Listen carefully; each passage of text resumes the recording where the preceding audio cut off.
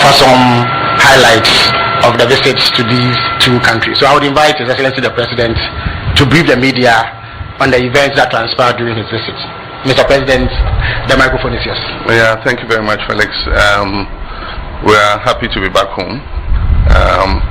Home sweet home. Home is always the best place to be. But we live in a community of nations, and we have interactions with other nations. We normally receive loads of invitations to visit, but we're careful to choose the ones that will be the most economically and diplomatically beneficial to both our two countries. And so we accepted an invitation to visit the United Kingdom. It was in respect of the Ghana Investment Summit, which is a summit that is held regularly in the UK. And it is attended by investors not only from the UK but from across Europe. It's become almost an EU affair. And so it was very well attended. GIPC, GEPA, and all of them were behind the Free Zones Board, all of them. And it was oversubscribed actually. And there was a lot of interest because of Ghana's recent economic performance. The investor climate has improved, and so many companies are looking favorably in terms of what opportunities are available for them to invest. On the sidelines of this summit, we signed the Ghana-UK Growth Partnership Agreement.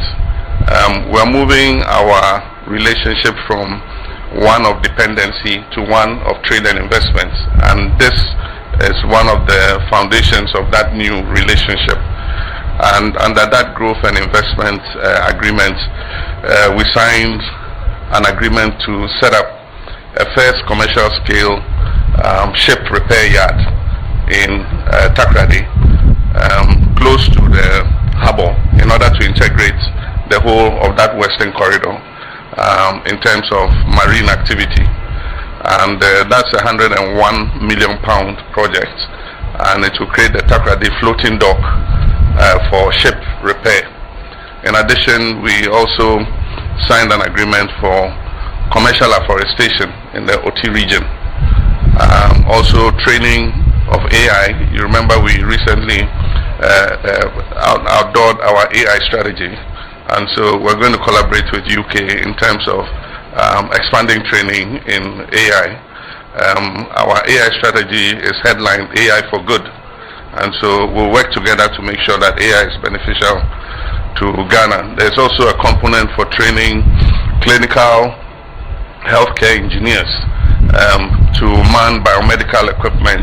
One of our major setbacks has been that anytime we purchase biomedical equipment, their maintenance and repair has been a major problem. So you provide it to the hospital, and in a year or two it's broken down. And so that's one area we're going to focus training for engineers to be able to maintain our biomedical equipment. We had a bilateral meeting with Prime Minister Keir Starmer.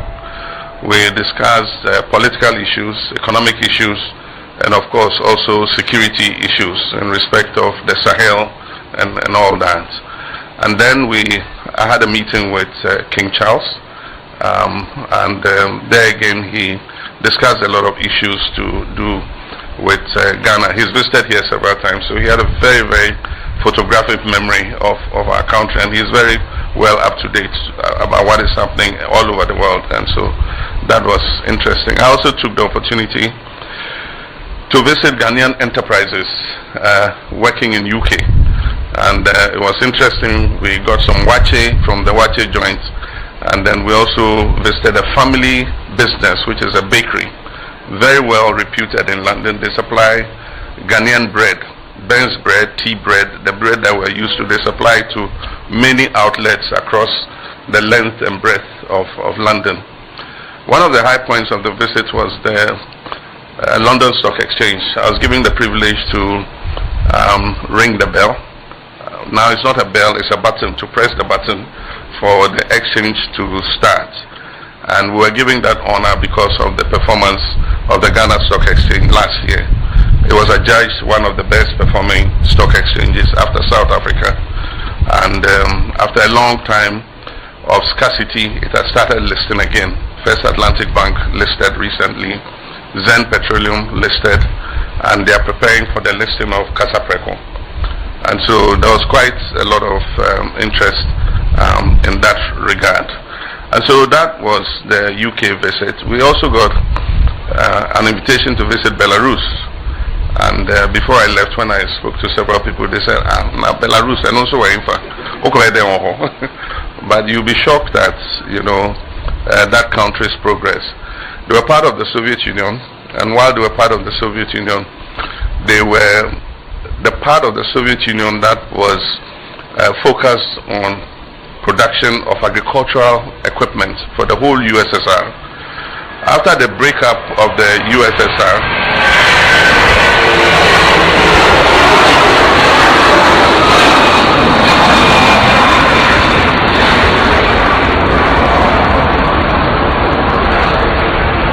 that's an occupational hazard at the airport, and incidentally was South African Airways. And so after the breakup of the Soviet Union, they maintained the competence of building first-class agricultural equipment. And so we signed an MOU for supply of agricultural tractors, combine harvesters, plows, harrows, boom sprayers, and modern agricultural equipment as part of our program for the farmers service centers to provide mechanization for our farmers.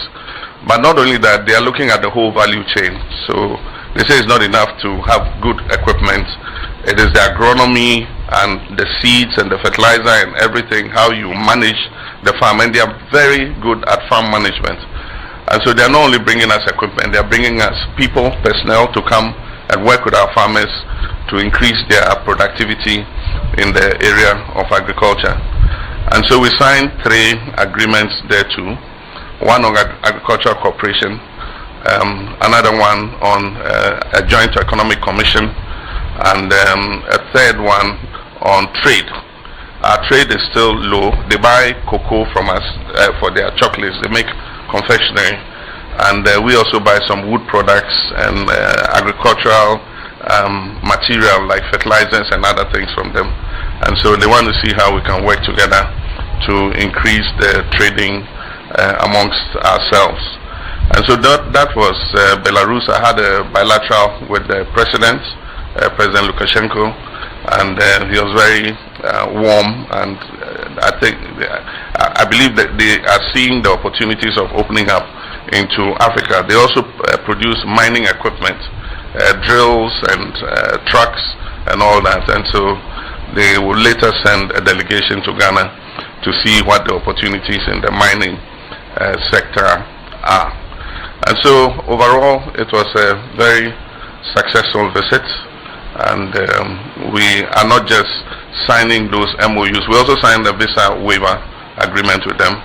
And so we're not just signing MOUs, we're working to make sure that whatever we discussed and whatever we signed on to is made into a reality.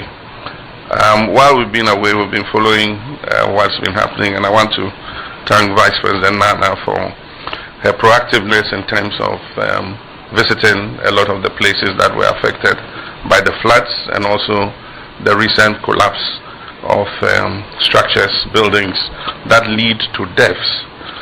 This is an issue that we need to really, as a nation, do some hard searching. And I'm happy Nana explained that this discipline must stop. Our values are eroded. We don't care anymore. When it's raining, it's the time for us to pour our garbage in the drain, and we think that we've disposed of it. Yes, you've disposed of it from your house, but it won't go far. It will go and get choked with the garbage from all the other houses, and when the rains come, it will back up into your house. And it goes and it's choked all our drains. People ask, why don't you do underground drains? The underground drains are choked with plastics, the food packaging, those styrofoam things that we buy our food in. After we eat, we just dump it in the drains. It's choked all the underground drains. And then aside from that, we built everywhere. It's a concrete jungle. In many places, in many countries, there are green places that soak the water. In Accra, there's nowhere. The only place left is Children's Park and Achimota Forest. And that one is even in danger of being willed to successors and made part of people's wills. And so we need to address this issue of flooding. People have built in waterways. I spoke about it just before I left. I mean, the sites, the wetlands that absorb the water before releasing them into the Atlantic Ocean are being constricted because people are filling and building and then reducing the volume of water it can contain. If that happens, then if it can't contain that volume of water, then it backs up and it floods everybody's house. And so when the Greater Accra Regional Minister and her team go and they are demolishing houses built in the wetlands, people say government is inhumane, you know, but it's also partly the fault of those who sell those lands. Those lands are not supposed to be sold. And then also partly the fault of our assemblies and the officers who grant the permits. If anybody brings a house that you know is in a restricted area, which is a waterway, it's not supposed to be sold. And so you should not sign the permit for them to build. But some of the houses have building permits. How did they get them? You know, so we have to do some soul searching. And I think government must be firm in doing what it has to do in order that we stop this perennial flood issue. We shouldn't be like the vulture who says he will repair his roof when the rain stops. When the rain stops, then we forget about it. The vulture forgets until the next rain comes, and he promises again to repair the roof. This time, if we repair the roof, we have to really work and repair it. Incidentally, this year too, the rains have been unusually heavy, and that is why we're seeing the extent of flooding that we're seeing. In other years, it's not. The rainfall is not as heavy. This one started in May and has continued all the way into June. And so I've directed the task force, NADMO and all the others, to do a presentation to us. We're going to identify all the restricted waterways. And when they have done that, I'm giving the directive that they should go ahead and do what they have to do. And I hope that when we do that, all Ghanaians would understand that it is government's business to protect the safety of all of us. We also need to invest in education, information and education. And so the government communications department and all others must come and put, you know, educational material out there. Now we have the new media. We should be able to do small skits that show our people what not to do in respect of the kinds of things that we do that create problems for us. So it was supposed to be brief, but I'm happy to be home, so I've been speaking a bit too much. So thank you very much. Thank you very much, Your Excellency. So we'll draw down the curtain on this briefing. Thank you for coming. Oh, yeah.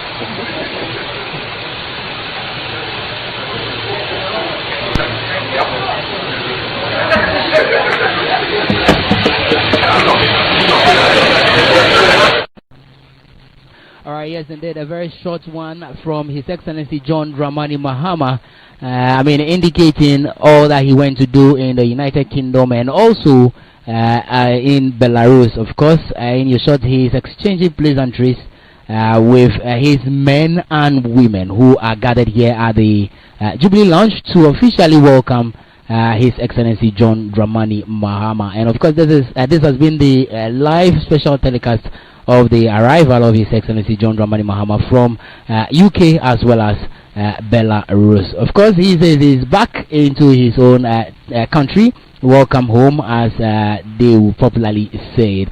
But aside the talk, the next action is the doing. Let's see how all of this pans out in the coming days as well. Now, His Excellency will just be chauffeured away, and indeed work continues. There is no time to rest at all. And indeed, within the other dignitaries that are here to welcome His Excellency John Dramani Mahama.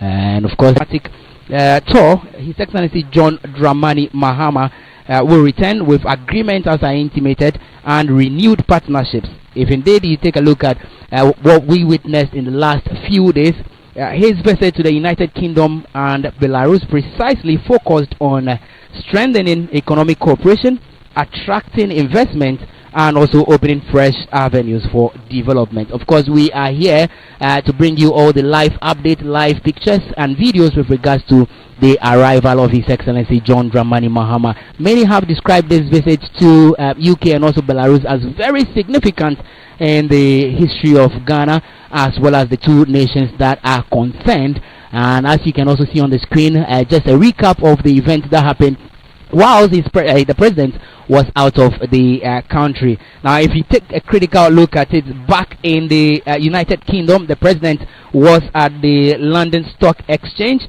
He also visited the 10 Downing Street. He was also at the partnership program and also the stock speech, as you have them in there. So that's actually the event that happened in UK 10 Downing Street precisely. But as I intimated, in a GFA, His Excellency John Dramani Mahama will be around.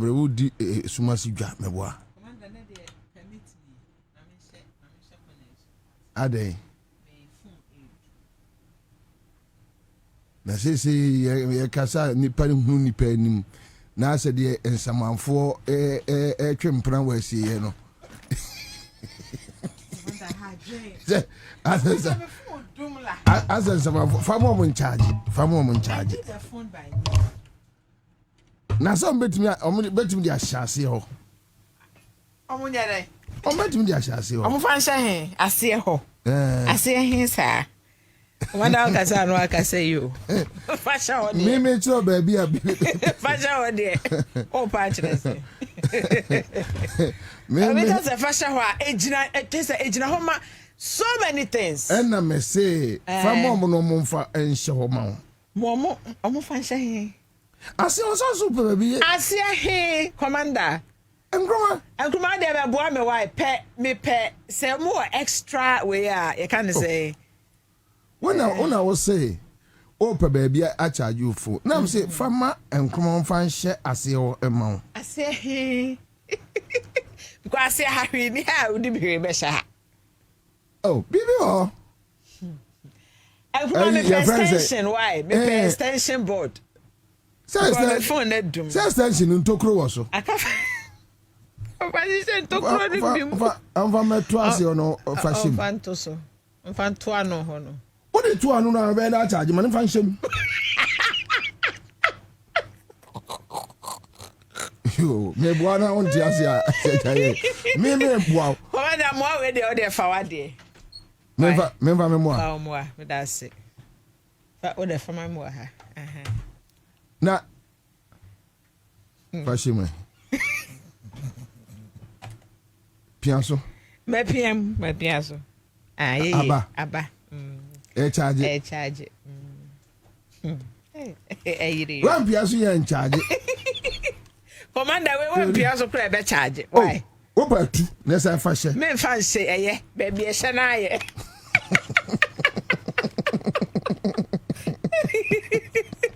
baby e hye na aye you fan say ya all right so mama man for Kwaba edom amoti enka ewo emiamia mo amoti enka office fuel stations market centers yeah da munya asese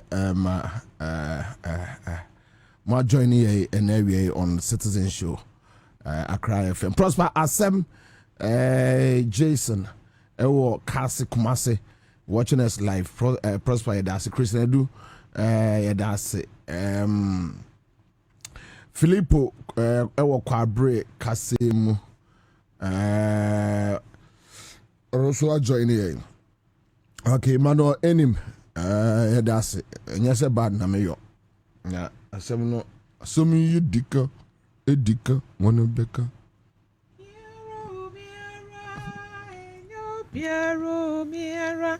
That's a yaka. We did ne bonnet. Sani edika hinabeka. Miera. Ghana for any Jaman some. Asem ya o kan say fashion ni fatunu. We know. Charger na sem no. E mo kira o. Money brand.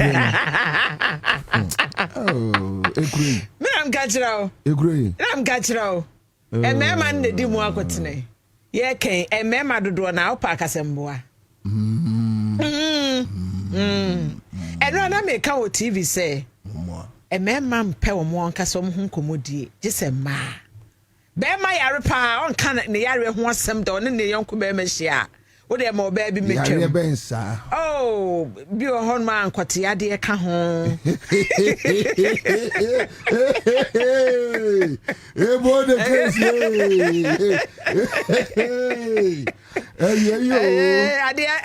I didn't chase her. I be up.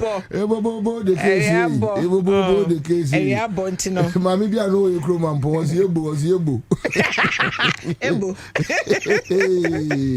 Oh, I'm going to want someone that. What are more about me? A man to a man of foot, a man hemo, a man pemo, and one some quana memaka. Into way, and yam one so more okay, a memma do na. Mammy, I almost wouldn't come obey. Emma, you did three home come me and Tadia. Ha, and my she uncle my dear better why we knew. At idea, Bessie, we give you who ye fair. Ha, and to mum, what do you come on when you say, ye can't be a mamma. What's it, Trumutias, Mamenka? Yes, ma'am. What's it, Trumutia? Was it, Mamma? And come was some. And you was some. If you it is my body. If you the body is not your body. Move be you. Aye. Ya heard be. Mon kaya sa we won't come on some. Code of conduct. Code of conduct. Code of conduct. Almost say almost say board member me kasa. O kasa. Almost me hweme. Yeah. Commander she. Chi no hwe ho. Say uni akokodru a won katwi. Woni akokodru a won katwi. Unia Kwabena mafo. Need FM ai. I say we fay. We fasha. So I shower for one go a year to go embassy. Me kasa no so na o ka no. Say I know. One more atoto buonum. Enti enna me bebubo sui. Na what must say a short term 50 cities na oma pejamu eko 80 cities. Enna what must say kufasho jira hoje ya no nso nanka city aduasia 60 wa mo ade 120 Anna a year half night. Not here say you no what fun no see do me no anadwono woko. Nanka ye a 200. They say what is say what matum at the panaduonum aka ho a talented. We are too much. You're talented say me. Hey. And you manu sibone. And you manu sibone. As man me kan me say we are talented just say. Kwabena man for how na ejimi. No so who. As the here and say we betie agusum na was style. Style ya. No. As you say maybe the nicote. Na nikote no. Was he a groby woman? It's a predicted. Yeah, Jack for ye. It's a predicted. What's it said, Ray? Nikote womb. Now we in the cotton if you are. Nah. Nicotine, no. And I also buy a do by chemical by Kusum. And also your friends so predicted.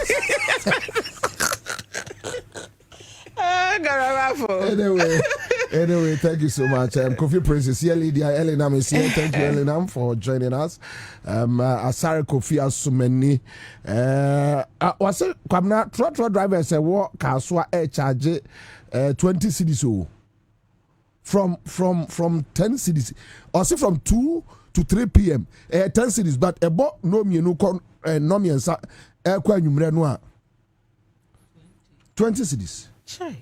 And somewhere no make come once more. I asked you guys to get us the GPR to you. One young word you Commander, now unim say nye kaswa nkwana sa de ikoso. Okay, so you have experience, right? Oh, a lot of them. Now was it Monday? A free sense so to toy. Aye, Monday cry anopa. Hey, 37 ha. Omo Jamie. Oh, Omo Jamie. Omo Jamie. Sir, one fra in Suoba. Because the free we can maybe not any moon yet. Aye. We are net to take a crash. So nice, you pity. But Ghana near BBO. Me sure say a Ghana hanging Accra ha particularly. No, and Asante Mampo. E be cause Miami Chrome, me who no social media say Praja for no and you may be ana or more increase prices no. Ama ya CMC no authorities no crash on beche womo. Enko siaga. I want to mention was it last month? Sankomo wait here to say what Ghana has say. Everybody was talking about it. But Ekosi is saying they are still doing the same thing. I can't want some say a police for crabs or so yes who drive an Ibia now or yes sir Fanima police ni Enkosi aga. Because why yes sir obesi form ensure top. Open tamako fie. Oh anything. Solution nane sa bind the buses ne ba begum nanka ya frotro bio nanka trotro for no wo mani ma guase nanka bo bebreba wo mu Ghana for no nanka ankosi aga it's sad o wodro madina sesi ayi se wo kododo wa yeah dodo wa ubetimi atua bia 20 Ghana cedis ni ajo. So original price be on what price ye mre any price.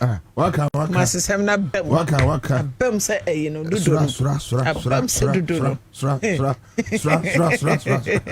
No, but you. No ma jimpe manim. Commander. Be wan jimpe manim no so a. Say okọ 137 a. Obey stop so be miensa. Nti obetimi alodu from her to American embassy. No aje. Yeah, system no ankasa no. Na afia ya America no. We need a radical leader. A very radical one. Yeah, obetemi system no. Because one, when say my way, you need control price system. Never. You can't see that. But we need control price system. Why in a bit we need to do that control pricing. Share Real Democratic was sending from Kumasi. Also, Kumasi starting from 3 p.m. going. Price changes every day. When I'm thinking, I'm saying, no, and I know na Madam Bika, Sana make a chance. On my timua, even in your market circles, you need weighing skill. You know, nama obia ton nema. Ne boso basa olonka no a wona sie se eno na yesusu dua no a ye de susu enuoma no olonka no wa boto ayanka say we no standard Ghana standard board right no am kra mo oni let's introduce something when a governance one e ma oman e calm down no. Eya ne de ani akobu na nsen ene asade a NDC so ntie adwadifo ma okotie adwadifo market way. The point is we need to activate our laws. Sa ade America we weighing scale no. Wo yemrem o. Nso yemfa nya adwuma. Wo yemrem o. Yemfa nya adwuma commander. Ma me ne deputy PRTO Samuamu eni nkomo emra. Orasa me akwaba. The also commander. Boko there. Nyame ka ye ho da. Na Ansah efrinra me de minimum kura no efrinra ye nya course say drivers no nsu a toto kekenti. Kwaye omde adwade ye friend say omo be fro asen enam so no edin. Passengers, baby, I normally 5 cities. Say some the cut 10 cities. Baby, I normally 20 cities. A cut 30 cities. Baby, I normally 2 cities. A cut 6 cities. One fra, one tia. Yeah, my own for in so ba. Just because you do a year in Sutobrimo. I said, we want it. Ha, Commander, me that say, my mean, chia on with you for a beer chayasun. Na, in fact, not the air colonel, not the air butoyam. It is a Jumana ye no. you need to be a change price, issue 20 no price, no, I bet you can, and be a prices. The near performance, driver for the BOA, so who say, which a passenger for so now almost fast Aquaniano so NDC a driver for. Now, baby, I bet you and Kobodi, me, I be actually, and then Ansah, you complain this year, Masama area. And one intending for a releasing of former share situation, instead of driver for and Kobodi the next year. And part your Kosha Mokete intending for no more share honor. Your Kosha Mokete said there be and nearly finds so say, if you are much to be back, now driver for them, Rabbi Shom, and cemetery fair. The view also I can write a Nyankata so, Minya call every La Paz, a passenger in saying. In fact, Miko Munona driver in or tiger Kuno. Into my passenger, the crowd, the driver in it, Kanamano, Edemami, Emma quickly before they my tiger, depending upon. Now, if you also a young information, a baby actuation. Now, almost a liquid BM, acquire DBA, driver for no choir, more fast Sabrino, any idea, Papa Cra, never know the young in the near who said driver ni kwa oye san oye kuoba near who baby oye juma. In fact, ye was such a fire ye man. But Pina so no, ya do any baby a chira, no who's taking for or more year juma. You know, and common a big grand biba. Now a bank square ye be a chiri. Says yes, I did when you're day. And I said, okay, son, never you. Nana, and such a banner. Na ba nse se ba ne sa ne de bia me de me sha se asenka djuma na ye no emra e wo ho hwe sa de nyina free floating drivers are omu niku obi amu even na nye su to be krapo edu pempen so omu se passenger for market so bus stop sa hudo pinuma ya boys bia omu so ya mo se omu ko se get to na edu during the peak hours na no more here to get to our bus stops. No more the whole I loading point. Now driver ni chema no ma pro sebra. No more much more o driver na esa o di passenger for no. And now omonso buku ti amobejo. Ya shasi e di sa de hu juma ye complain ya. Ye ni to me I the betches afoi. Ye komonso hu se floating drivers ne kasia pa e na ya sa di. Bobie your man's Ghana say, Ansah be other commercial transport operator. The law says that you must belong to an existing transport union. And what's such a war? That you will soon Kaka, Yanchi or Masintino. A man can say a member to be so much. No matter no then when he answer count now, he driver and I remember. You who also work for and so Mudia. You are such a debate. Then what about the only Yakuno? Yakuno sono. Asociate ọmọ kaye kuohu na mo extend and come money kuohu iti no ya afamu de no ese ya papa no post phone so mo de mo na nsi ho na sa point so no omo so gbo no mo chi most especially sa junkie for ya omo de bus stops ahudo bebre adani station no mo sha driver for no mo je ebo a ense ne mfata no ese obi aye na afamu de se de be beti na bresa de ya nya sa pa de a se ya na passenger for hu beka adwemu abredia. Mami Musa, we know MTT 40 me bem. Yes, to me bem because number one, yan say bus stop and say maybe a 1 year station. Na e binu so amusu gina wa. Omu ni ku obia mutumi bia omukuta tumi bia. Assembly ma mutumi bia say mutumi e park car elodu ejisika. Na so mo yasa. Bobie, I'm saying this with all confidence, authority says there are even some of the police MTTD personnel almost so overcome the Ahudo Bebreno, John Kifoy Jiraha, Omulodu no post phone so Ewa Quenya, Omusu Didi Ecocomo. Oh, it's a Cobana now that's a Diana Beja. It's a post phone MTTD, and some comedy on Munasio. That you are complaining the amount of Bebre. Okobe to say, CMD, Agra CMD. Obesha post ni otita baby na John Kijira lo duka na ka ne pa because we are on also on the show be dey free oh ni na yan kan no na ba the share passenger force no mo no akoko ka je mutino MTTD e yo majuma pass e nka nkɔmɔhyɛ na saa deɛ ɛkɔ so yi atubecha nanso ebi nso ɛde ɔmo akɔka ɔmo ho a ɔmo nso agya ɔmo akɔda ne bukuma mpo ɔmo agya polisi adwuma yi ato wɔ na ɔmo ada ne bukuma Ndi same ɔmo ebe yi ni Bobie ɔmo yi sɛ ebe yi a saa reset agenda yɛ papa pani His Excellency John Dramani Mahama Diaby. Esi ye nyina ye so. Nti ebe yi ni. Ya ye na famu de. Oh, but ono ye na famu de. Na driver ni enso wo esese wo jibu ese pata wanye. Ko si ni esese wo hye se enka driver ni ye de ense ne pata wo so beje no no.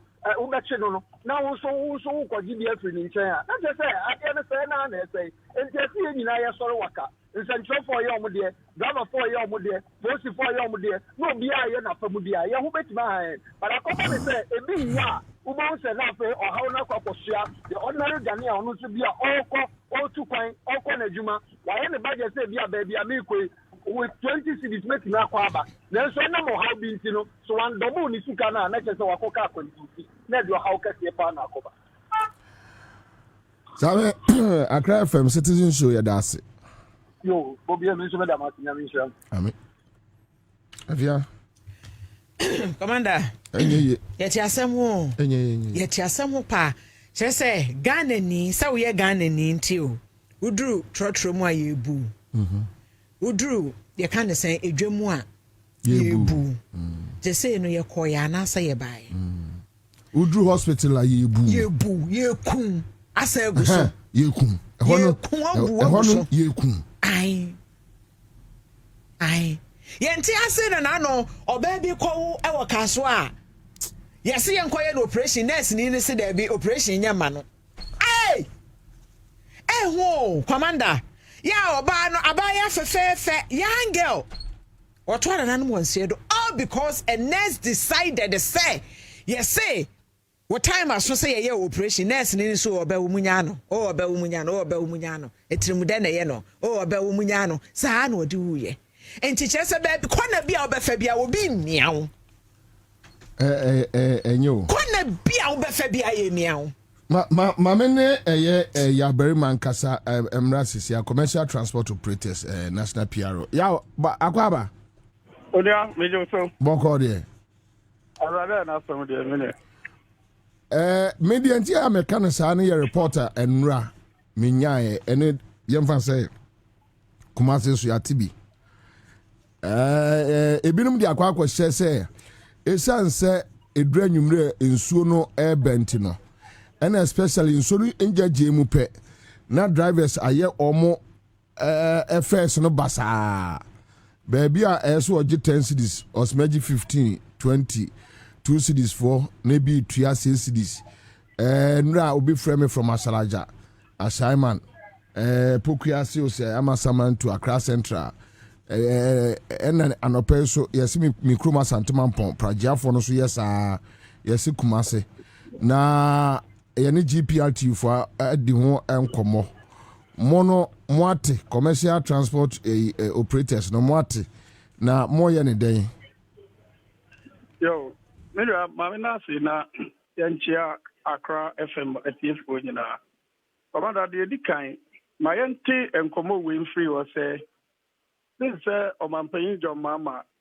edi akonya then obeto petrol any ne sene etono Commander what the one city na ye de kan what the so kan ya ne kan ho a what we say one petrol so da mpo ama ye ho antoye na de besisi ma petrol asa abasoro kakra o value tam obeto ne net ye na what we say 45 pesos per na ba be kan Pacho sika ababeka ho se Roberto ye. Yeah. Anything ye ene ye tono no 45 pesos na ababeka ho. Eno no de commander me obeka minya adwuma ma ye aban communicator na menka national communication team to eninti eho no de ye beja ho e de ama omo a se omo bus station chiretiri Meno ka say microphone nam trotro station chiremu say ora jo mama bae no wa to petrol mo 60% which is not true. Nti yan shanon so ho Ofa baby is a castle, may honor me. Commander, me free fear and no past 5:30. You better La Paz. Now about 9:20. Efa La Paz. Me just a me look as well. Me wa anu ya. Aya SCC ya. At La Paz. Me free fear 5:30. Me better na about La Paz. Na about anopa 9:20. Adeng. Kwino esikura na kwaya afaso esini ose omo te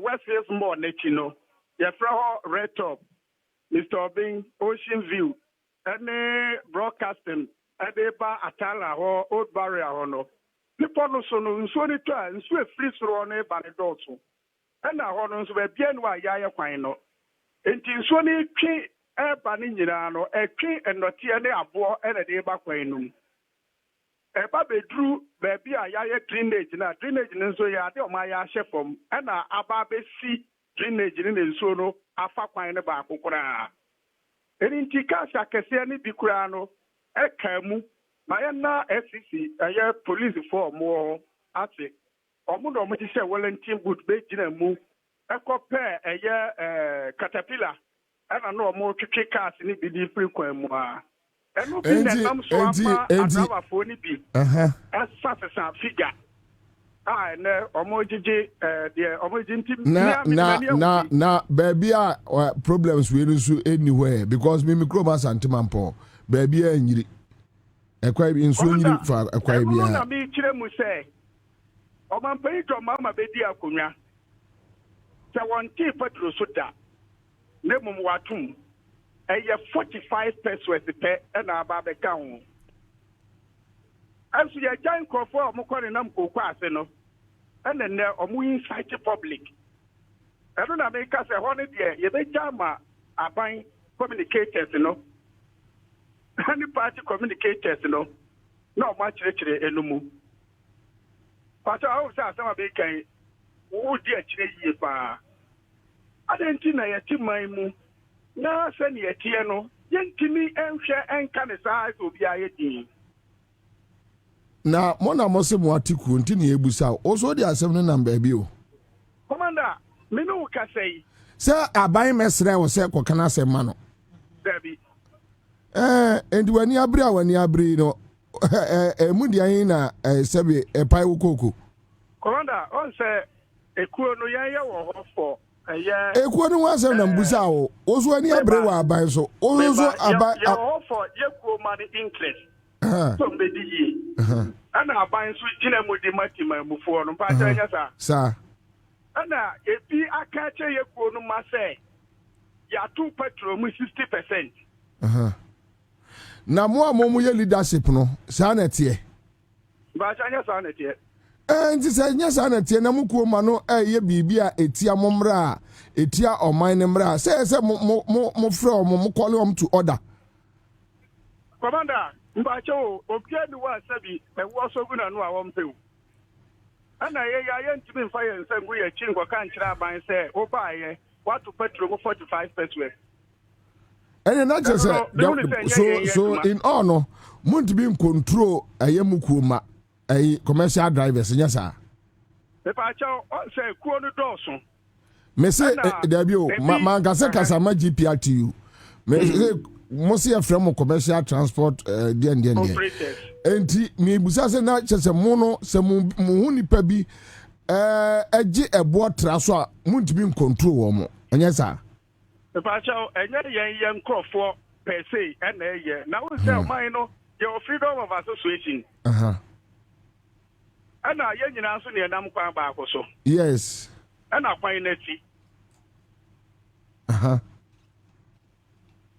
and into the aircoso no aircoso busha yen we are more mobile station ever for a car they say check out quite cheap no more sunlight let the car be true yeah the one person put so the answer is no. Okay, so more station. Me pa cha me no ka say ye wo La Paz ya ye lo du di akotema. Okay. 16 cedi a ye je no. 1 Ghana city, 10 petrol in fans also. Okay, so which means Momo stations are okay. Okay, all right. Okay, thank you. Yeah, that's it. Yeah, very many telling Kano. Jonas has sent me or say commander from Ashaman to Kumasi was 90 cedis. No, Ashama to Kumasi. I don't know Ashama. To Kumasi was 90 cedis. Just this last 2 weeks, but currently they are taking 120 Ghana cedis. Oh, okay. So I day. Quick one.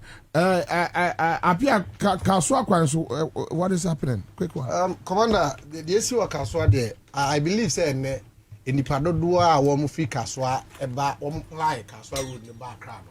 We bring now be 70%. Sorry, be no panel on the day.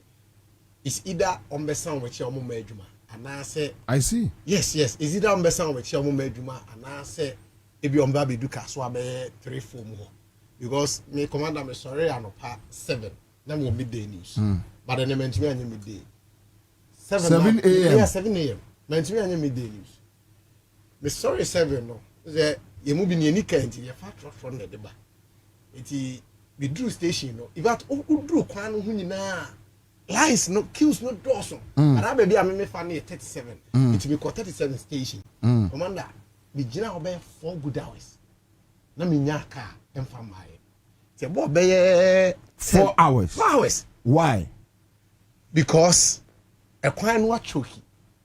Enti drivers na enka dru ahomache a omo ye wa omo wi a omo be fa wi a na afa wa sanda choki kwan no enye nsuyiri ne honkeka hu ya ehon nete ne anwea ne ade because na atwea begu kwan no atwea begu kwan nim ti say ukọ atala ho no a ehun say isi omo di mfidie bi aba omo de te gatters nim ni ade but still ano emfa because even how much you say issue no say eto kakra eti the more na issue no particular we na commander ka so afọ wasem eti say ansu to bere mu ayi wo mu no ka so ensue no nya mu na say kridi a na particular bi a e wase sasa na mento obepu aba what you say ahọ nyina choki na wo hwemu a commander structures bi esisi atala kwan so no ni ade no ade we mekai aka fm sabrin be 2 years or 3 years ago me kan say satana mo ka so apink ye no mo ka bom ye demonstration kra wo ho ne ade enso ankwan kosi aga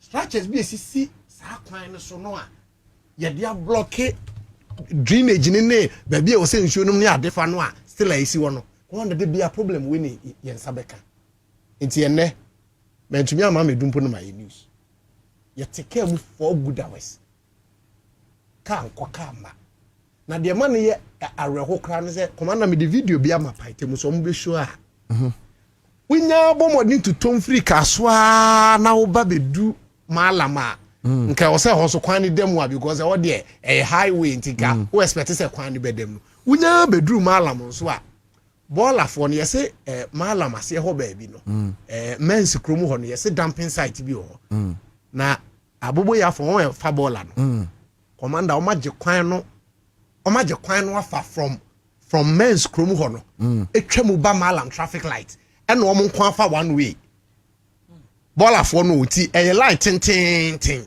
wo mon kwa fa one way etu du malam ho so achoke ho so ka anko ka ma on kwa so kwa utumi sai gina wo be one na what to tom from Tobut kaswa Tobut e de atraba ayi wanim aba SCC watra tala no wadu malam no so ho so fa ho no a yesi ye koto ball legu eti ya block kwan no commander eti kaswa for there na ma try to Facebook was here stress allowance busumi mu because what try to Facebook na say odi akwa akoma no ye here stress allowance Facebook na me say me catch there adwayefo omo ma fa amafo adwuma the whole Ghana employers me catch the whole Ghana employers say omo we free so catch no David matro we need a number for matro na wouldn't go have so catch behind enti matro to was kaswa because commander say oni obi here adwuma na ofiri kaswa na ba na oye later me stress ni bebre Enya ne fault. Already stressed. Enya ne fault. And then maybe the former na etika ni no be abusa say na we yekoye den. Okay. Because onya be do cash enkran be 1-2 a. Ebo for a rush hour. So benya car crown so wadan kwa benya car o circle benya kwa akra no. Commander is a problem on its own. It's enye easy. Enra ye free aha me ne kwa me chire mu free ane doctor na free ha 7:20. Commander me do free na about 11. And I'm sorry I'm past 7 see mu a we could in a station 4 good hours. And obi kra test sim say esa yesi efie kono. Enti amankrofo abie apetashi ba bebre wo kwa no so. So better can 4-5 hours there na watena baby. No I jojo no ho. Let's say tactics. Enti sa ho. Tactics. Ni ba da bai. Menteda. Say ekwam be da ho no. Eto no obesi mu abe 11 no. Obesi no abro twom. No de nam kwa no so. Na ukoda wabro. Efe. Say be ya. Come on. So wabro nto bura atumi da. Hey. Ti commander de wo. I'm not here training. De wo no. De wo no. Ene o na nam kwa no so na nsuo to. Anza awo no so ne ade no. Yes buy. Ene enya gro. Yes apetashi be bu ka so aba. Enye easy. Enye bete. Baba enya ka so anko. Enya ka so anko. Oh yeah, I say bi nia. Yes, can we be? Yeah. Udru anu anu. Yeah, you drew fientem. Yeah, thank you. Okay. But Kafra. Why? Kafra. I mean, yeah, the BS serious, but it's a very serious matter anyway. But if you Commander. Media. On mine. Me papa be catch me. Or say ade ma enipa eniji wo man mu. Ene man kitinkiti bi otwa nani a otimi assess. Unim Ghana for subembu wo yeso. No matter how you can run this country. So man for no twa omoni na say omo kire omo bibi mu pe. No mo refi. No mo refi. Correct. Sana Ghana need but if you see a iron Ansah by the next 10-15 years obi anani eden Ghana asembeba oh yeah asembeba because you see only GPR2 for kasa only ya beremanum kasa clearly obi any control no now buy no cry nibi now individual and you know system na kwaye survival of the fittest exactly now say system kwaye survival of the fittest na ye din komo bi ansa na course no bem say it to man mu me ko malata dwumu a bayere mienu a meto say 50 cedis a me ko kwase adwaso betimi di agim 70 cedis. The same by the no make me akonya no obi a agbobolosi 40 cedis. The same by the no make me akonya no 100 cedis wo kumase. She say so microphobic me trans ka say wo ya ban ye be me atu. Ye be mafia. Ye be miaw. Ampa ni nua ni ampa. Ni e miaw. Na aban ko aban ba. Me die the ma JM many brave pa ne say nam say JM eso obuye because ne 4 years no almost be bia bi onfiri obi a ho JM onyo enti ke say esenka JM set standard bia wow baby bia you cannot go beyond that. And ke say Ghana for no e sufre sa ebro no unim say for the first time eya mani free dia minim se de kuma semwa KM4 eti nkrofo gumu a no mo chichi drivers no mo charge broso no no mo bubi no na kuma se fu ani age pa kuma se ampa anka NDC war power no we dey your model they were in support because a buona doso commander then it gave me an impression say no Ghana for here obi a obebu yen JJ kind of. Yes, because Almighty say Ghana, you need a year scale over your market centers. No scale. A young can say, Ojadini bia auto meko, auto on toast, auto on bayre, and more gari, and can scale. Scale no, yes, say, a beer scale no a top 2.2. Now 1 kg. 1 kg. Nibuoni. Everywhere. Kati across. 1 kg. Etoa nibuoni. 2 kg. Etoa nibuoni. 3 kg. Etoa nibuoni. Eya, across Ghana. Se mo amukofan wholesale no so e was scale. Hwe me ko eye honto e kromo yi. E hono ye krasi no. Road out the lead ko eye honto e kromo no. Na ma me bi tombo de e ho. E na nipa me ne kwae ne se o ye nyina ne ntobi ne ye be kumase. Kumase ne ba akra. Ma me no tiwura mo no use scale. You drew on or the body and not to so no share no abonnable. Come on. And yet, I crown on wash it. Or she when you deem, you know, was will be boo. A small okay. Commander. A dready foreman who drew market to her senior was the address. Yeah. And he had the mouth price. Yes. And Timmy, Madame Fubia or Kojomoa, no Buduku. Oh, Chimco actually. Ha, no bombing feet, so only mean feet. Mo. No a bombing feet. As my do crowd and shabby. No a bob wretched, no a shattle water. Ha, to one of no dear. You be home more. Na pass oh call market, no I say. Be Joe. Yes, sister, no. Yes, sir, we in a deal with my car. A young case trade ministry, any other interested organization. Case family where you shame. Why ne be initiated? Yeah, Commander why? Entinka udru dwanoswa sene nanka wo kan we in scale yi. They say scale na ni ho. Makona o sama no they say udru dwaso makoye nsa 5 cities bio. Mako o musa ne 10 cities. Na ma me ne de ne nsa say amo agu politin no amoa. No more two no cry no sha no asan sabi asa gumu ago de kente no asan so ai de papam ni nti de pay ahuni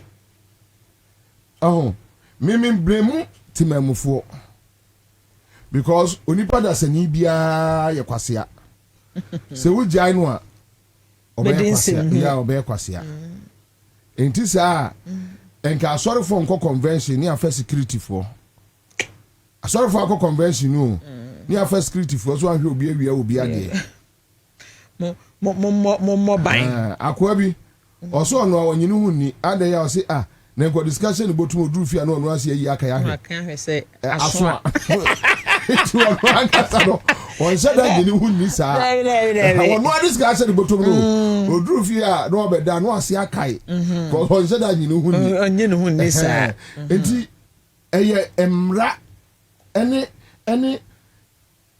akandifo mo awia ta so se ombema omaya ye yie ene ma omaya ye enti sa dia because this car issue hwe da bia mebusa edie benti na bepem ene ye mpanifo tu kwa manone unko jina kwa onye na we so bi tarka ka ho Second. So can't we get stations from platform back so stations wo so mo so mo nyina ho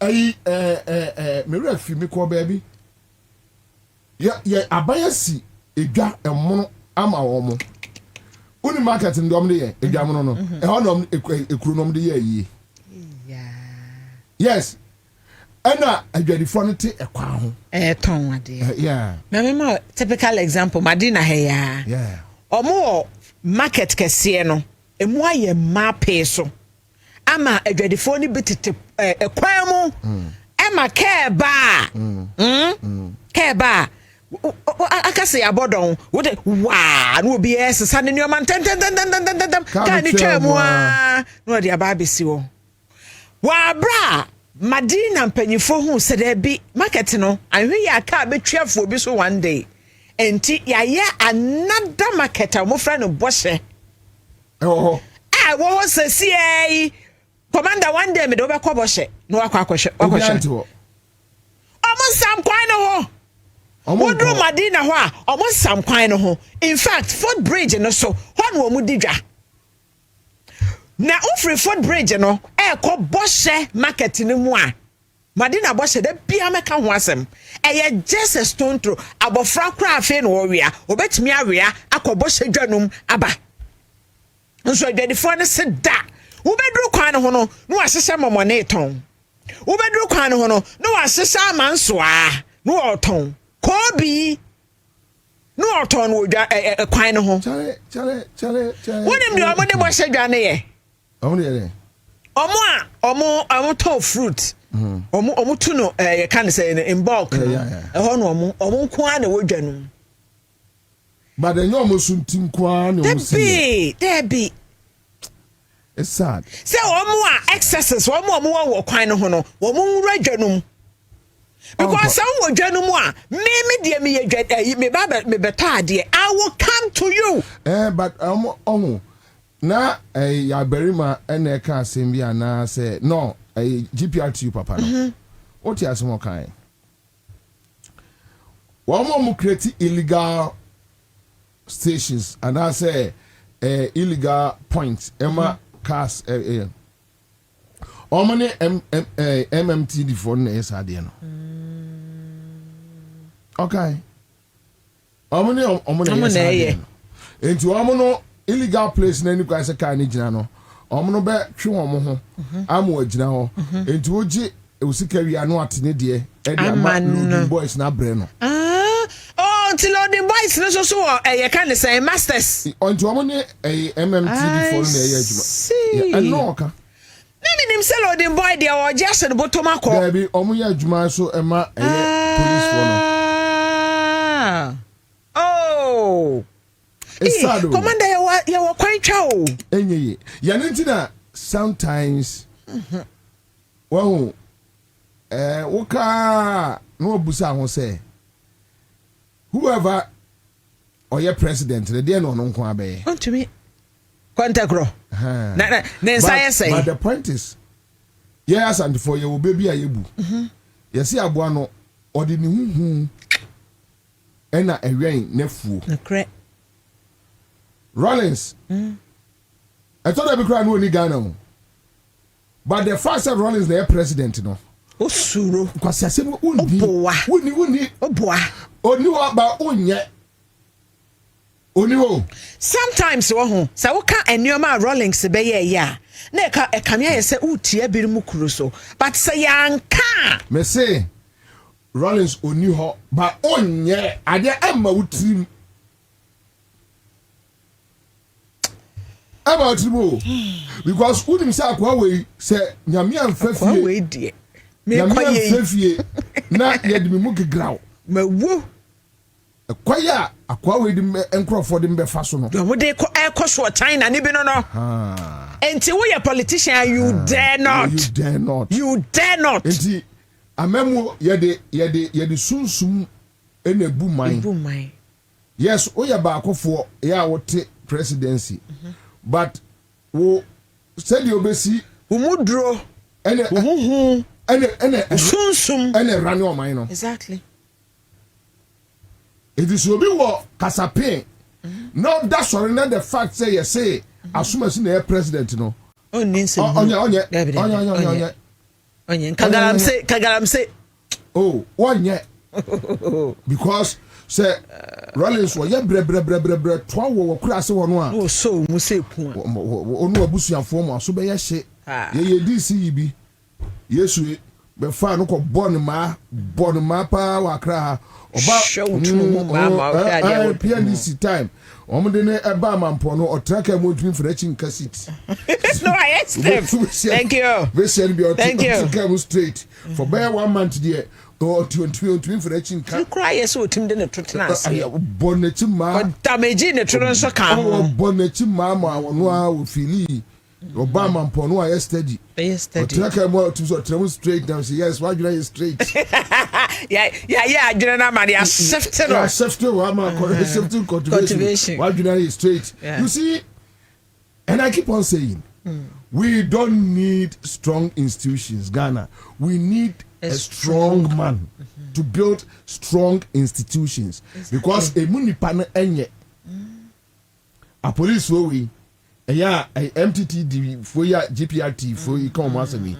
So, it is a what leadership, Uchibia, baby uncle, I know one. Not more police for now, Bonnie might be a 80. 80, sir. Unity for my near Yinatare near Kennedy.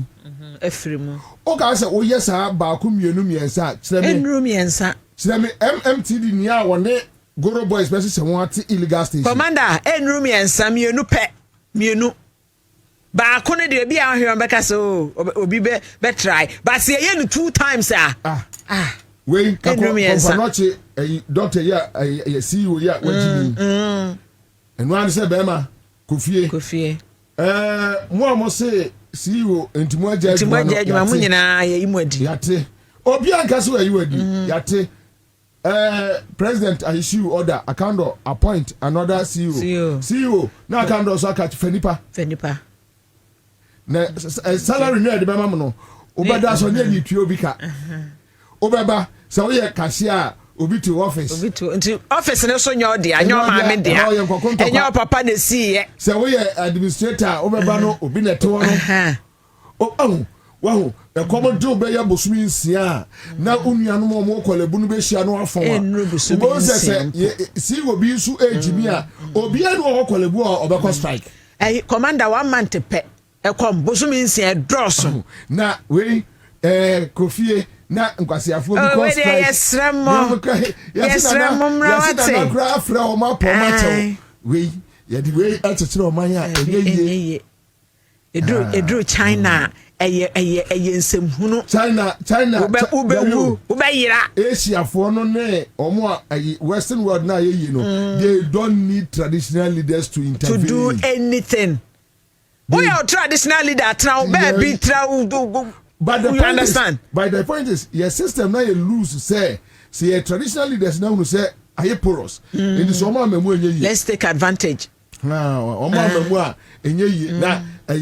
doctors, your friends say health workers will confanoche echo na ohini bi afre na strike just say yewura otumfo and a from etu omofo e po match so otumfo nti ye beko yetirimuda kankan e ya mako say yes afo tirimuda fo kankan ya mako say when yes asemi say can you too frank yanko otumfo nti wo de ani ato no everybody jam ko asantema ewura everybody mesimi dadam sam say everybody who are Christ of the living God jar of the international world wide mission eti asemo and one is a president ama directive akando sack that CEO sack them appoint ni pa fro wo appoint ni wi ana akando so mo fenipa Nanya for the Tiffy and Yajman, you go on. Any sign a cost strike, no? Sleeper 300. Yeah, you 300 replace you. And they are not a dominant that should crank. Well, we are administrator. Apply. You are weak. Your friend apply a Berguma administrator no do join office on. But send a name or banana office near occupied. Commander contest the presidency na yehwade. Na ga say Ghana for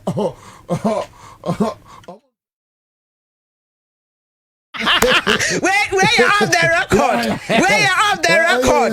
Off the record. Where you call off kakrebi for some seconds. Evidente koi. Krem. Evidente. Ketase machine no. Na why you no? Bob. As I know maybe because see so na here. Ai, the o kan de no ano no. Eno ano no. Eno ano commander. No, I know. But who the commander, who the contest me and Shadi? You never pion. You be pion. You be pion. Because I am a say, oh, your current crop of leaders. I am a say a current crop of leaders now. You wanna don't want why yet.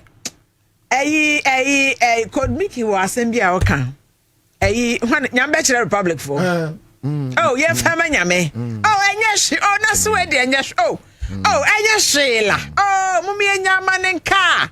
Oh, so kra na atwe asem mu dodo. Sa na yete ho. Say ya na yete ho, commander. Na sanki enya ba ku bia na ne de se papa J. Na ko hwew tunu mu ma. Me say. Ah. Enka konfanachi si we o ma adwuma bio. Amonu asenya adaje. Oh. Adokita fo ne nurse fo a mintimu titi fie mesra mo. Monko wate, monko ye adwuma ni penti. Why? Wajimi ewo sa no. Wajimi ewo sa no aye ka no a otimu sa ye ode no a okonda ho. Say, ade na koye say, ye nurse nchen into anya nipa ma. Nipa no bo ne chidom nti no. Ase wa ye hero. Wo. Ebi kura CEO no, wo konfano chi ono beto. Wako apply adwuma ya ma obi.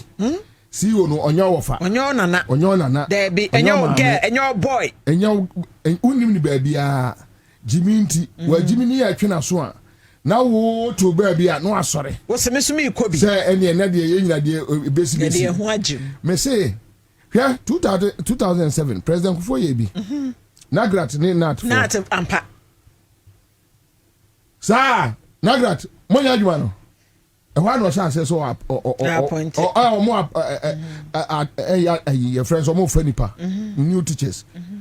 Me say 2007 go and read Nagrat fund Mirika credit wadwuma be bow shade about salary ama second month after no more say mu ya yedin no mu dream ka wo ho na ba kwa fa no mu dem pass mu passam na o school mu ho no say na nyega ya ma aka akro yen. But the problem is that you better bet ya me. Asem ni nyina no. Commander, what's asem na no atwa no. Na me koyen na ye ka say you better bet.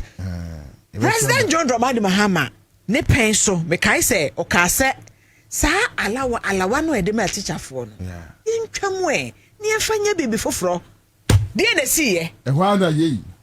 Enti ye beto abetia binti no wo ye panyina wontimi mfa ne nan insifam. Wonu say ade no kura ye free bitim. Wonu say sa alawa ya semi. MPP for no bi di hu nkomo say ade de enkamra so sen ka yesi twam. So ye no say entina na me de nan kam pese 4 years won kaje am ye no basa ne kofi ye to abeti NDC kura man 4 years pe ye no basa pa jem na yiwe ni time we no hia basa for national security and basa jem nankasa no ye oye boko won hwe when say even district assemblies bylaws omutimi fanya adwuma enya adwuma district assemblies bylaws ka so asem amokan eyeskafu asisi adayasi bia eni kwai say ACO eno e kosa ha we na bema pa sorry anopa baako was rolling his sleeves as the Wellington president asikrom say ne me bua dan ni nyina brad nyankopon de ne de ena plan no kura no cameraman fo nyina wo ho eka ho be yeduru ka so a ya fa assembly ne plan enie obi anhwe bi on say ha say we ye kwai ha ensuo ne fa dan we na aba TV so no awada mumu no bra no wa movie na wa fra ya central regional minister mo so movie masa enka krom ha be yesio ka be ye de sahana do be ye na mo abuno Kwabena again again. Oh. Do as the Anna. Now, presidency no my wadama. By time me start movement, you know. Why? Okay, baby. Yeah. Me there. Afia metiasa no. So obi sori ye wo Ghana ha na so obabu ya. Me there, me na me kura ba no. Oh me giant DC. Pa bro. Ada obi be sori so obabu Ghana for. Me giant DC. Me wo nipa no party. Minka ku asa NDC mu nya hema ku no de enye de papa God forbid cry ku de enye na so bi sori twitu a say no nye ku there be I don't understand English say or resetting or resetting your minds no ku ni French and no twitu no so English nti e ka English how can you combine the two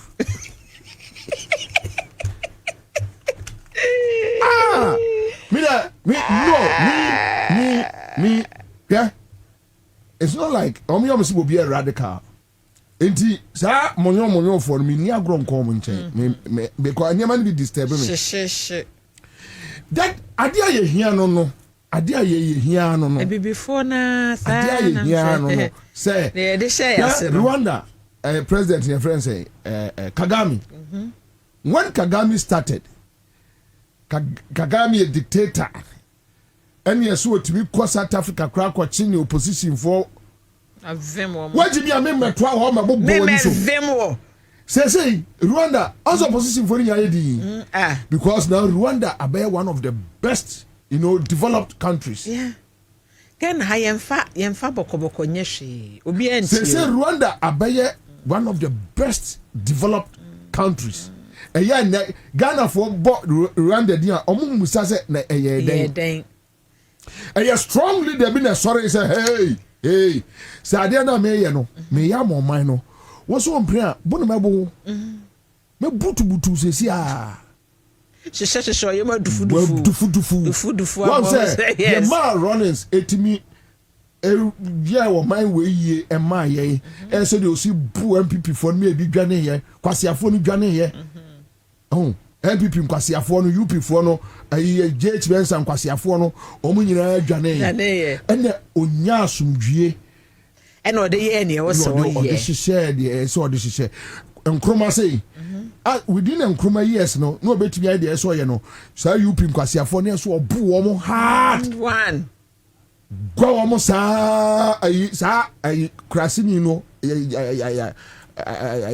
akufa papa krasini no akwai ya omo so wona eti UP on papa ya wo bo jebi dan kwa krasini kromfo no krasini kromfo fucking mine no obo no kama commander atemde de ya no atobo kakra anya sa na beka ya no what da bi afi anya sa na obeka edipa no onimade a eye wose da bi menti ase ade no yesi ebe no eye no enya de a memeti ase da o pese nipa we ya nya ne dai nkroma bu wo mo no a ene onya akwai because me ya akosobo osmempre me ye motorway osmempre I no go gree yes Sivaku osmempre I no go gree yes university osmempre I no go gree who ye nipa ben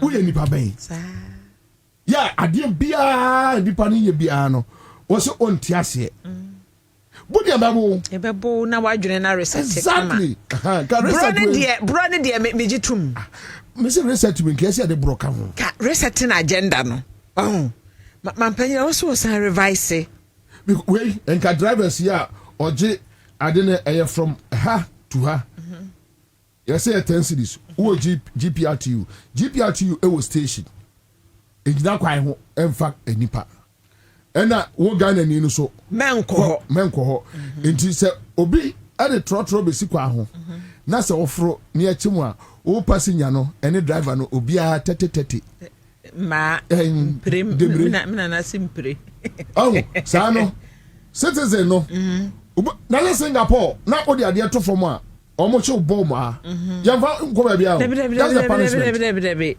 enka prisons cry no so enye masa Singapore omo che wa ba bia wato ade na twen no o fine na hwa no na omo wato table so ya bo 50 uwi anu asore ko wakomia oku enti omo yes anu duru ba bi na abaye culture abeka wo mabrabo ho eya omu enye bi enye too late ebet me start ha entimi start abanya abe beto atia democracy je na nanka o mabie wan ka ese oboye saa because ohia obi a vote ka ese oboye now they say so the party ne be opposition enko say party be no fo e dia ko opposition there say me onye shit omia bu o mo na say ko opposition mepe every opposition is opposition every opposition is opposition ya na ka cho say ya na e bo mo no a reference point so mama am say Sunday way me they have me market centers no say be pep there ukọ more yeah use a scale no yeah and it makes sense Oto men's meet be say awusawa de good scale no so now we come on we say the pan on sisi Indika ebia mala tajum eso bia woto ande bia wonya weighing scale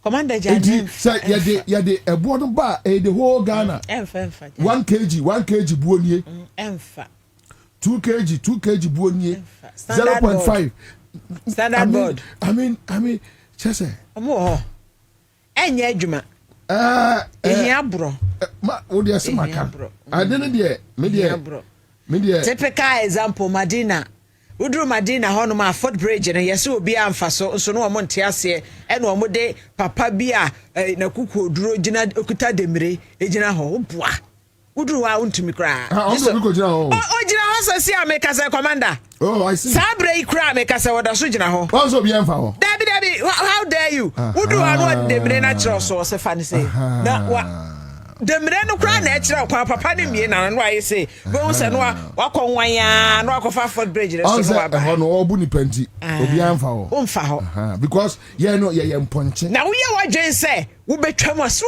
besi di demire na jam wasa pam aguso no ye mponche afia say so far no when nsema ye bebo so dia kan de ayi ase we de mpese e be free wo no na ba party fa ayi no to so mame oil no ebo no fa to so kwekwan say yes oil gallon we no 120 is it true oh yeah e be cry no 120 say we ye brand Frito right Frito yeah we Frito ba ku bi wo honom commander 90 cedis e be 85 we Frito the brand ne boy den oh okay your brand fufuro bi on ma be 80 90 4 point something not just a 5 liters no almost 5 liters almost 5 liters almost 2024 na 400 Ghana oh yes ni intimento is it true no correct okay if you are mama ochina yen dealing with commodity prices okay why enti yes I ni mama mi co-host enti also ebo ya na so aba besum enti be nko ba bia thank you live na crown 1.5 yenua Dr. Samuel Aye presidential aide Edma government communication is here and we have we have yenua Samuel Honto honestly a broadcast journalist then Samson Asaki Awingobit will join us in the studio. All right, so yeah, that's it. Doc, Akwaba. Yeah. Boko there. Enso ne bana ana ewiemu ye. Oh, sisi I think say. Ewiemu ye. Oh, okay. All right, so that's it. So Richard Dako says, Bobie, in some French countries they still give people canes. So that is traffic offenders. On the spot, near bomber. Sharp on the spot near bomber. Your man skill ewo dwum no amfa ya dwuma. Your mranti omo badwum woni aboma. Obi amfa nko police station. Bomber wo because adiana across the country. Bobia, I agree with you. James should have been more radical. I mean, but because of his style, you can't do anything. Yeah. Oh no, because you only panic no more delay now. One more ye. No on tiasie. So ni and no make say we chiremo me ko bu achi ko kumase ye beto aba no ye duru kumase ye ba be ye ya dia afi na osesi binum be hwehwe na penisi ko bu achi jo say asibe ye ba bumo ye ba bu aha enema omu ye steady because you only penny bo na ne kasa no an kan say hey look udi agra min twemawa yeah ombe hawa dwene keke and now we were discussions especially with issues about ratings me ready I for communique no and the first paragraph any the content the body of the whole research no is some way not say figures then but the question Busam is only say, how do you reconcile with this? On my figures, GDP, economic growth, on my inflation, maybe NDC for free, on my CD dollar, on my year ratings with Fitch, Moody's and others. So in general terms, everything looks good. If everything looks good, why is the president ratings dropping? Reconciling it in a little bit, difficult, and we will discuss issues. We maybe almost oranya juma, no oranya juma so yakopacho. So was oranya juma na kwaja and was the data. But anyway, my mama won't talk about. Good. Doc, this won't to me matter. So what is it? Oh, Zina will be my father when you're soon chia tifo na. Any Doc, Sammy, I feel cramp on my basso. Now, so I didn't see a yabe fool. Never say, what is hey, Sina will be Antissa. If I'm any so. We had dress code, the Koya, wardrobe maybe. Sina will be one who say, Minibi. Is your mouth we can program this year. Big boys, we can now, my penny so called Switzerland, Ecocan. But any no man penny in our Ghana. Because my penny to make Switzerland. Debbie was how we can on my penny cockasa Switzerland. Speech kama. On my penny in penny for Sumaya Konya, and then my boss, your number for the scratch for Sumaya Konya. And my yeso Koboa man penny, I want to do my deal. No credit say, do Ghana. Nakabe 2 days. Into the crack, and say, no, offer a mantem. And you say, Matam Yankas by the men is me. But I'm far Aquanya is one of us 2 days in the organization. I'm far Aquanya is some power, trolling me a penny. Only be a mentiment by some fan champion. Nay, be big to a big patcho. Okay, and a refreshment for the patcho you. They are welcome in the bay. In this hour, you are in for the need for patcho. So there will be your mouth trinqua or trinqua. Mitidas. Why are there? This said you see a brandy camano. Colan be you condemn. Yamia do it. Yamia saving me. They will be at me and you condemn.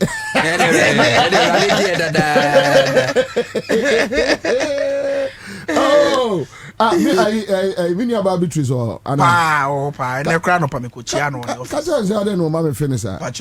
Nancy no what so wait me. I say no, so crowns and in the moment. Na Beatrice Oscar won't be a standard life. I also sending the Momo Kakra can I say the on tongue can say oh yeah, Momo Casado.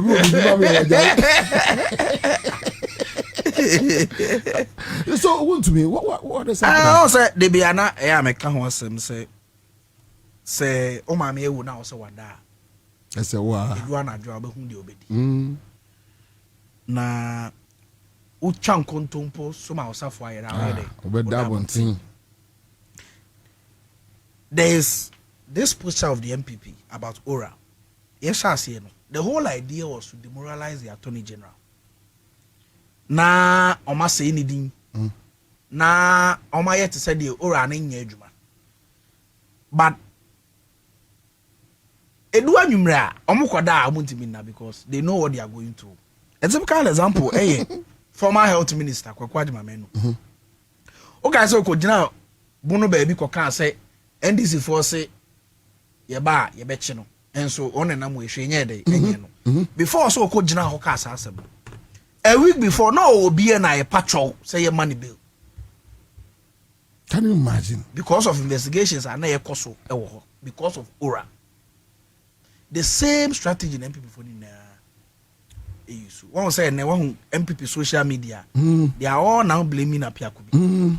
Suddenly Apiakubi nye lawyer bi monye onyade na me mani age na and then me read the piece be from the wall of Miami Nua Bema Kwasibotwi Esquire ono so obo adwuma yie pa MPP ene oposti ade 2 hours ago say plea bargaining so what to say muntumi case on exam there or say woman Ansah so enti attorney general ema na ho kwan no nye plea bargaining na sabe menye lawyer me call law school enti Kwasibotwi no oye lawyer no chechi mu plea bargaining no how is it ti me read it in post or say plea bargaining under Ghana's Act 1079 2022 is a statutory process where an accused person and the AG negotiate an agreement before the judgment is delivered. And to the pana ya bono kwedu no.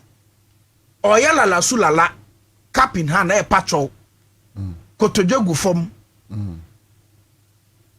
Ansah dansa yem patrol say they all kano. Baby ya keka kono hotru. Minim se mi difo enti brane en kan dem. Na sika ya se me obi ya no me dey. Mitua na dey say e bia me punishment ba fo bia o dey ama me. It allows the accused to voluntarily plead guilty in exchange for concessions or favors such as reduced charges, withdrawal of some accounts, or a lighter sentence or punishment. It allows the accused to voluntarily plead guilty into because of your plea bargainer. Why then? Or say the main consequence of a plea bargain is that the accused waives the right to a full trial. Or say so try the main consequence of a plea bargain is that the accused waives the right to a full trial and admit criminal responsibility, after which the court may convict and impose the agreed or lawful sentence. Echesa wajia tum se odifo. Na punishment bi also court ne demand no. Oji tum se court demand ba wo sre. Say 10 years ah. Manteso. Yenya no 5 years. Alabraka. Say 30 million ah. Yenya no 10 million. No say in essence it is a voluntary admission and acceptance of guilt in return for a more lenient consideration of punishment or sentence. In layman's terms, just you need legal knowledge. Plea bargain is like admitting your offense, asking for forgiveness, and negotiating for a softer punishment from the accusers.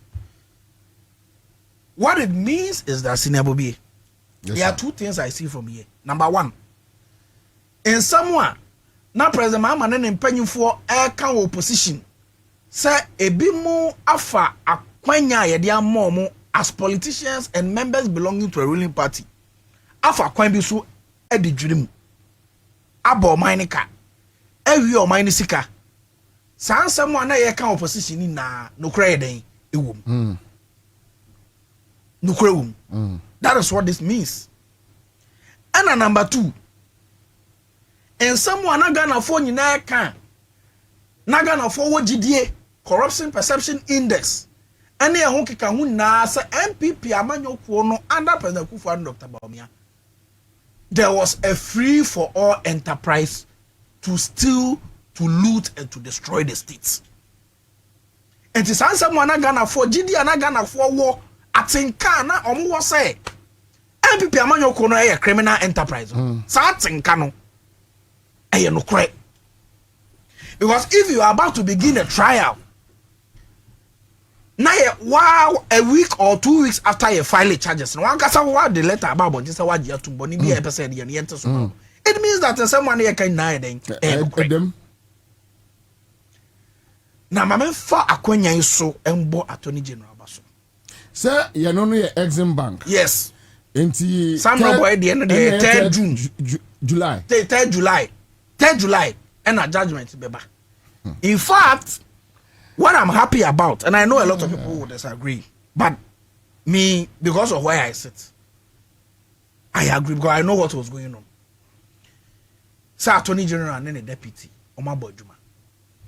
In all the high-profile cases, a course between 2017 and 2024. We also how long it took 8 years. Moment to substantiate any claim. Nothing. Now, in only a space of 1 year and few months, the prosecution led by Dr. Ine and the deputy, Dr. Justice Rimsai, have been able to adduce significant evidence to show a court.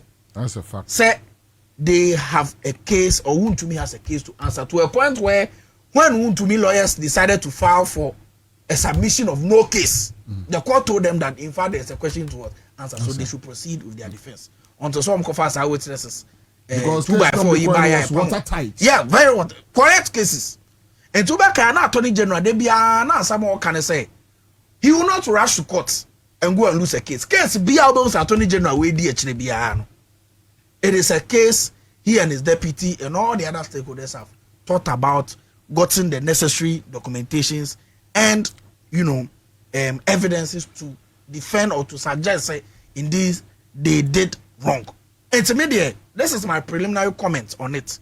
We will do further engagements. Say information for be our of course, we are always ready to come here. But what the people of Ghana must know, I also Ghana 42 Jomuni say MPP Aban of President Kufuor was the worst government ever. Was the most terrible government Ghana ever had. Na sa aban no ma ekwan amankofo fa amanyoku omode omhodon MPP no. Edidi boni pi o Ghana. And there are many of these cases.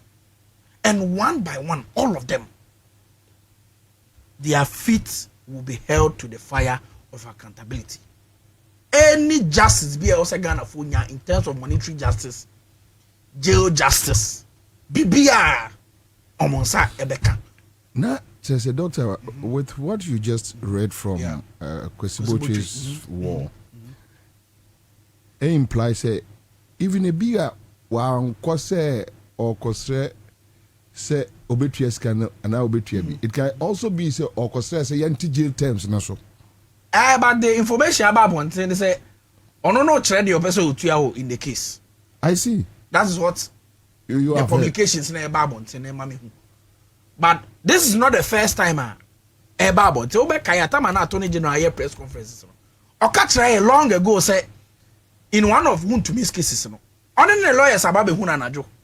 Say omo pese omo ye plea back. And Attorney General catch omo say there be omo court omo go there. Omo catch omo.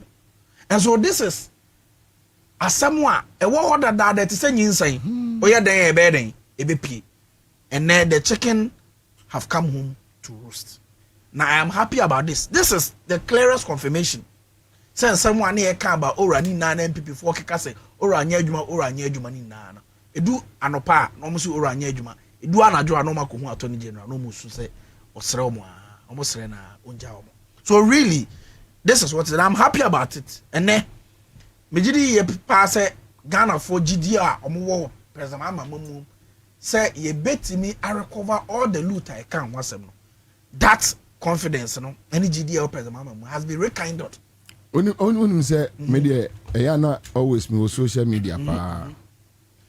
Na if you are not pay how much be 530 ba no a oza asem no ajimunra enumre yes ni pp if you are much ba no because NDC social media for no I say bosomi ye twi obi aka $100 million obi a street ni am say say easy e di mo say ho wo asem bi say tu ho so that is what it is. One say one of the main campaign messages was Ora say ebi mu ọma fa Ghana for sika e wo say ye de omofa emra kwan so na this news no e good news for Ghana for nya this for now nim say me ba no onu so originally na we cry nka topics no ho okay me ba no bi Sunday me said masa ade SCD say e ka ho asem because e good news for Ghana say nya because nipa no cry oye MPPD but Sasa can give it to me so obi ma information says here about 10 minutes ago and the appear could be say a contact mining case no you know so I withdraw ne ho afi case and I say empanifo say so akonya boa so ayo say we infra mabone a ugina bre ne hefa nipa na o defend o ne say we ja wo chidia say obia entimi nkyere I obia should know say Kayaba. Kayade. So we'll come back to you. So quick one on you want to me. Of my main chair production team na main chair mini asame. Same for next year. Na Bobie for Bobie for no money about. Ova. Minia. Yes say ya wade nyina ho kwane so nyina ne fatai. Sabo bia bedi waduane a eya na enye ya sekwaku an nsachi asekan. Se Ghana ni bia be bone amed na kugina court no plead for bargaining. Am ya accept ya na enye wuntumi. And enye wuntumi. De din kan sa plead bargaining hom na yi nyina ye MPP abana de ba. Ni nyina ne se. So be ya aban adwuma ana ofa aban japade wo ye bone ti aban no. Uwi aban ni sika. Na sa aban ni hu se wa wia na afi oba abaji ni sika do kugina court wa utimi kopacho say sika ne mawia na ye 2 cities ba de media manaka 1 city enti 1 city ni enje asotwe wo ho ne te so mame eno ani play bargaining na de enti a wuntumi deserve say attorney general akra be accept that plea bargaining na wa say bio na asotwe no so number na na enie wuntumi echo Exim Bank. This Exim Bank a bank before Mahama Efra Bemu or establish ye. A export and importers mona monko say obi bia or pese or denia makwa because abani say ye pese export ye more na ye economy nkwa say import driven. Ti exporting more and to be bia wetimi adani bibie ni ti say raw material say cocoa say aduane na pese de kwa ma no ne cotton ni nya foreign and ne bo ma esidi ni gina no e no de sa bank ne baaye say yemfa mo asa nkrofo no e na wuntumi aban aba wuntumi kwa wuntumi say odo abrofo 100,000 acres tio wuntumi say odo abrofo 100,000 acres anya bisa ne say na 100,000 acres abro na akodo no emfaso wo ben ne be ma yenti a ewo se ye di o man Ghana sika ebe odwetire wuntumi se 1 odi be kreti adwuma ama Ghana mabunu anya bi aye enti se sika 30 million na wo hwehwe no yemfa ma no odi betua Ghana mabunu ka afọ madwuma o manjam ya na youth unemployment no akofom don't forget say ne wuntumi se open national chairman no wuntumi se obe national chairman obe make sure say MPP ni Ghana fo mabunu benya adwuma ye ti wuntumi kwa Exim Bank say ni regions a wode kwaji loan say odo abrofo 100,000 acres na 100,000 acres no befa Ghana mabunu adwuma no amo madwuma ye afi so obeton fidie na san fidie no behia ses ka ni bi no de aye enti abrofo has nothing to do with export because na bro na okodon the target was not to export and a bank na so a specific export omo mde ni amakwa ma no ne mo ane so okay adansi a chese wa hwadwuma na sene sen wuntumi call a company na moton tractors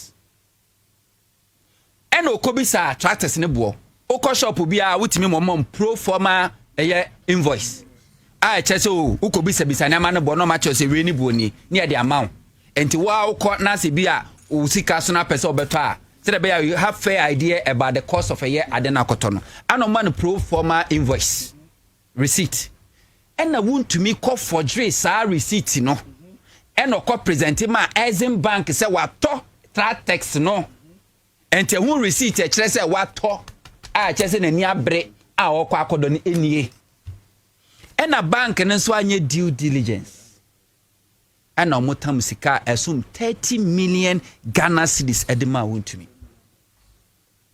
dollars anom de ma wontumi and all the bag Ghana sika ma is over 300 and something million anom de ma wontumi so akwa akodo abrofo you see me say Ghana how kronfo bia wa manwesemu nipa omo support ne man bokro no ensentrofo ka ho abrantie bi ye akuafo show e wo wontumi media oba akra hasia ka ukudi ekwa kanda highway wode ye sa ai soundboard nkitwa bi ejiji nkwan mfimfin nyina Jubilee House be bia wontumi TV wontumi radio anu ni sika wontumi sa Exim Bank sika no de wontumi de ye no oti radio ni TV ne na de be ye osadi bedi Ghana fo atem edi John Dramani Mahama atem because when him say NDC will never come to power, Mahama will never see power again. Wontumi na obi etimia calculate etimia provide e de sebio pro invoice receipt afọjiri de akwa koma bank say eye receipt e kire say wato tratters mi wana tratter ba akokro ntoye e de akogi say sika we na ye de na kwa kogina court 8 years of NPP yamfa wontumi ankwa kogina court abafofra bane de wontumi akwa kogina court na ne court bedi na sema na wontumi akoka kire attorney general say mesrao 30 million no metua me patro bi ade aka ni metua na mum maso twa abetweme no te so mame na yeso agye atum say yes sika ba bedi ho nto de wa wagye atum de a ene high ho no ye beji sika ne pepepe agye ho interest asa atwe na so fully tina make us say bi obi a deserve say be accepting the plea bag na nye wontumi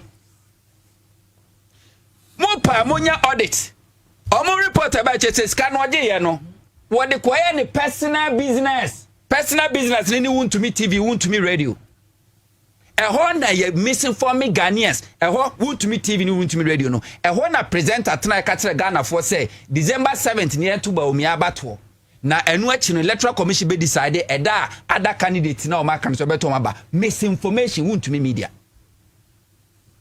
do de quiet ye no sani pawe ya accept plea bargain ekasi yeti wasotwe no so because wawa jiatum no nothing prevent Ghana say sa $30 million no plus interest ya beje because minu kasi Ghana ba freeze wontumi account over 50 million Ghana cedis dem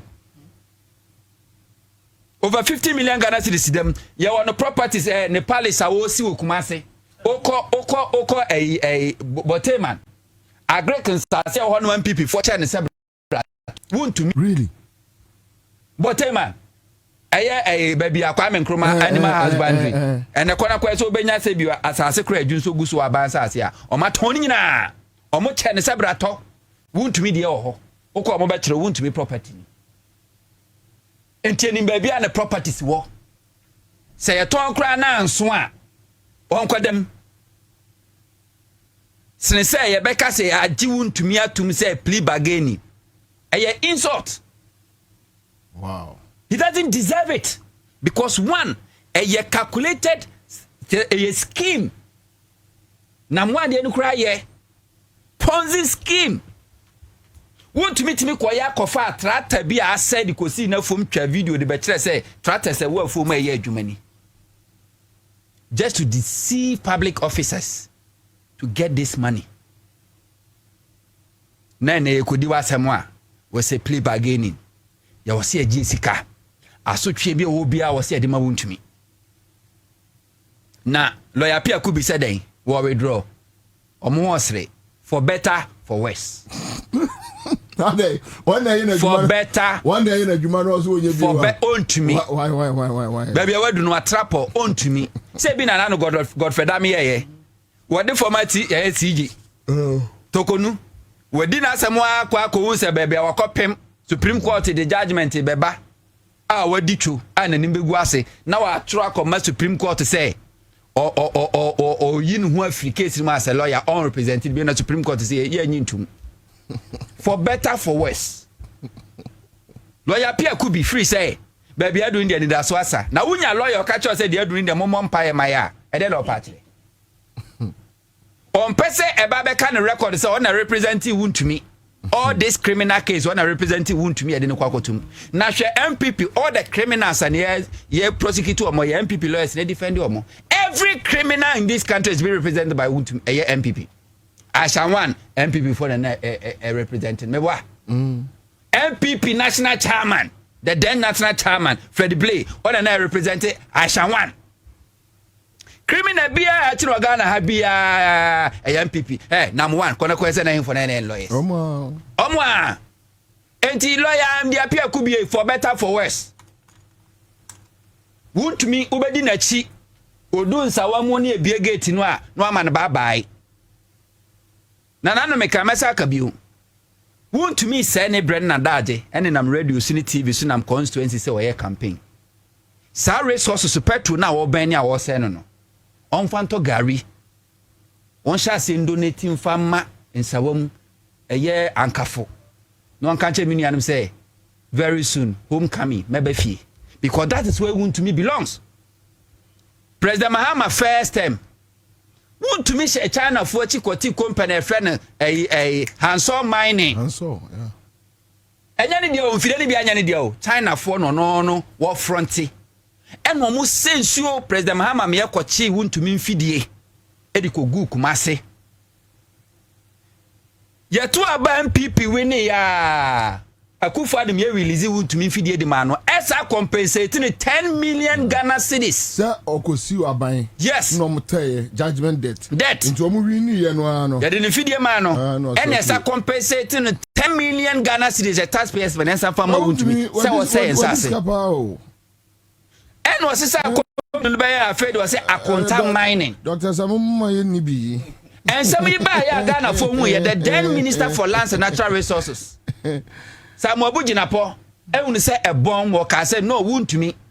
A quantum mining, a Jumano oil forest in illegal. Yenya a whole president, a Kufuado. A bit now be clear wound to me, saying illegal mining. Mubi no mudi asoja fo ekogu forest ho afa de soja ni kra no ntimi nwura forest no wuntumi na waje forest ni nyina na wo twama nkrofo se de eye langa se chensase ento ba no amo asase ni bi omo asase na concession de mawa na waje wadi ka je over 300,000 Ghana cedis waje utu gold no a ubechemu makumaku enum ni die mienu every week no I sales and to okọ weekend okọji gold no basa no da kwatena won to me TV no a wo de Exim Bank Ghana fosika ekosi ye no no de akwatena so no yi gold na ode kire na otikem na kofi friend say kofi juma na omoti open top mu na sika gum criminals parading themselves on the streets of Accra. Me say 2023 MPP for some year program o Alisa Hotel won to me be park ni Mercedes Benz coupe me ensa wono ne tibaako mo mienu ne boys apakika na si Alisa Hotel kwan finfin cars ginachire bo aben pen won to me agina no waru gas na onu obi din komo for 15 minutes na won to me cars won ma traffic because was where governor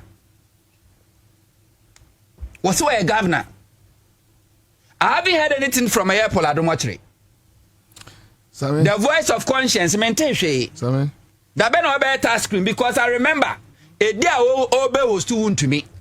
Paul I don't watch it AC free in studio. Ebe J security for Jumaye on a baby a gate. E direct to wound to me baby I want park in a car. Onim. Sir Judge no tie someone who told wound to me so I'll show a man 100 years.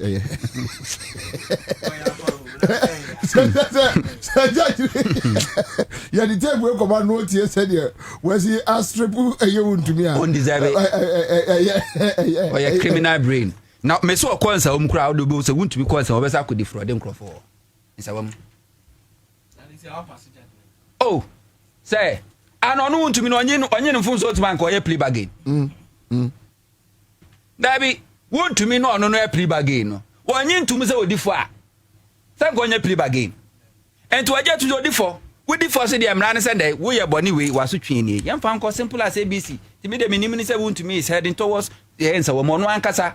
Because court in Ukraine share down for a doubt any judgment, but Bana one cast what you're too much true in towel. Not true in towel, like if an alcohol. Charges said Diabo in Abia solely due to Sawam. Charges said Diabo causing financial loss to the state. A year defrauding by pretense, money laundering, Nina wants to chain, LED to Sawam. And it's a what year to Sawaya Bonen from Sona. I ain't a me next time. And Sawam. Tinyamina mi bua de for mi bua no kumfo ono ankasa but he doesn't deserve pardon. Nani to say binom kase MPP national executive say omo economic copa president Mahama Chow na wama won to me the metete kra ne say ebi so the aye ne say won to me de kɔ de obekɔ na mom say okɔ kɔhyɛmu kakra na afei omne president Mahama kana president Mahama man pardon. I know President Mahama will not do it. Not for yes, not for personal reasons, but President Mahama will never do it.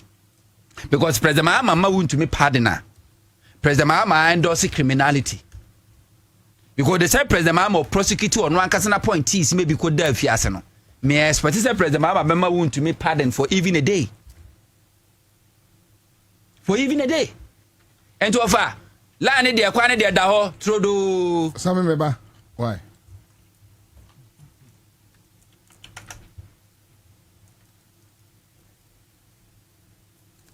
Sorry, a quick one. I know be the other here. I know to me property in Tema. And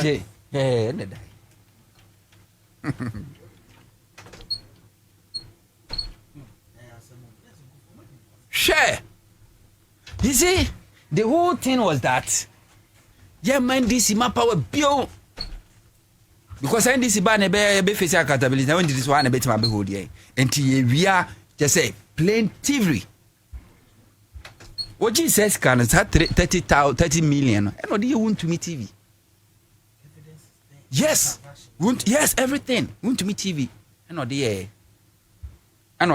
government propaganda. It throw a 2 foot through Ghana for any. And with Di Mahama, Iratem the vice president would do be atem want to me TV. What this says can no. Nas an NDC about power, and NDC say, oh yes, I am power bonnet, but ye year to na yet was such in a swammer. You shouldn't dare. Yeah. You shouldn't dare. On one case, and you shouldn't dare. Then I know I dear by ye, said I'm dear by ye. We statement our boss release here. Last paragraph, Nas is way through or did I so massa. We have fat.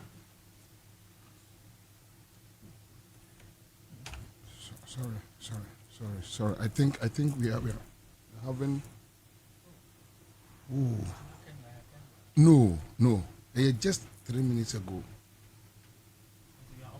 Yeah. No. I'm taking this off. The car don't call you. No, talk. You talk. Okay. So, Ghana for Attorney General. Or representing Ghana for interest. And then, BBN one more dopa farmer Musa Dankwa. Now on your pool, farmer. Nebusa Ghana for say whether won't to me deserve a pardon and as a plea bargain and I tell you, say more than 99.9% of Ghanaians will tell you, say won't to me doesn't deserve it, and indeed it doesn't deserve it because a calculated a buapaye. And young from Swana wound to me, ayo. A boapaya bonnet and a wound to me, aye. Snase semequako bo a buy chrono. Ajia buying some sika $30 million Ghana dollars. Hey, na Ghana how more magic farmers day, best farmers award. Omo wine and a bro for edu even 10,000 acres. Say what me akoda bro for 100,000 acres. Awa himfa. Na manenso wa bank na womwa a loan management and as a manager so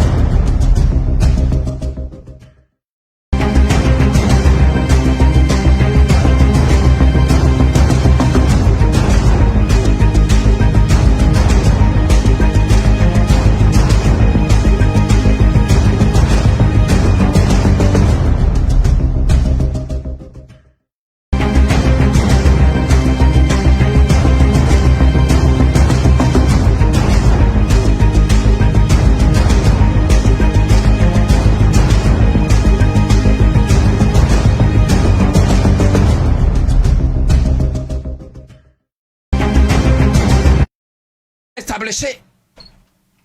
The desk, and to be better back, do bank no, Obi better track this one my load before crack track nebesi ababesi was a loading no. Na that testament I do sika bank no kwaji loan no sika na ekro. Na Obi say wado bro 400,000 acres. Bank na ntimi ankwa hwese eyampa. Ana say nyampa. But na me pacho Same when I bank manager for Exim that time. You should need ya for ya be Agensem something Agensem. MP is MP now. But sir Obe Boye with some education. Why is he not part of the trial? Well, that is also another question. I believe that when you form in this trial, we'll have to come and answer. Due diligence. When your friend create loot and share. Mamma Penny Awingo Bitak Kwaba, a national chairman of my PNC, Samson Asaki will be Chairman Akwaba. Thank you. Bokore. And then me Nigerian. I just came from Nigeria this afternoon. Oh, okay. I've been there for the past since Monday. Oh, okay. So okay. By almost and I go Monday, I go add another language more. Maybe the net party, midim party.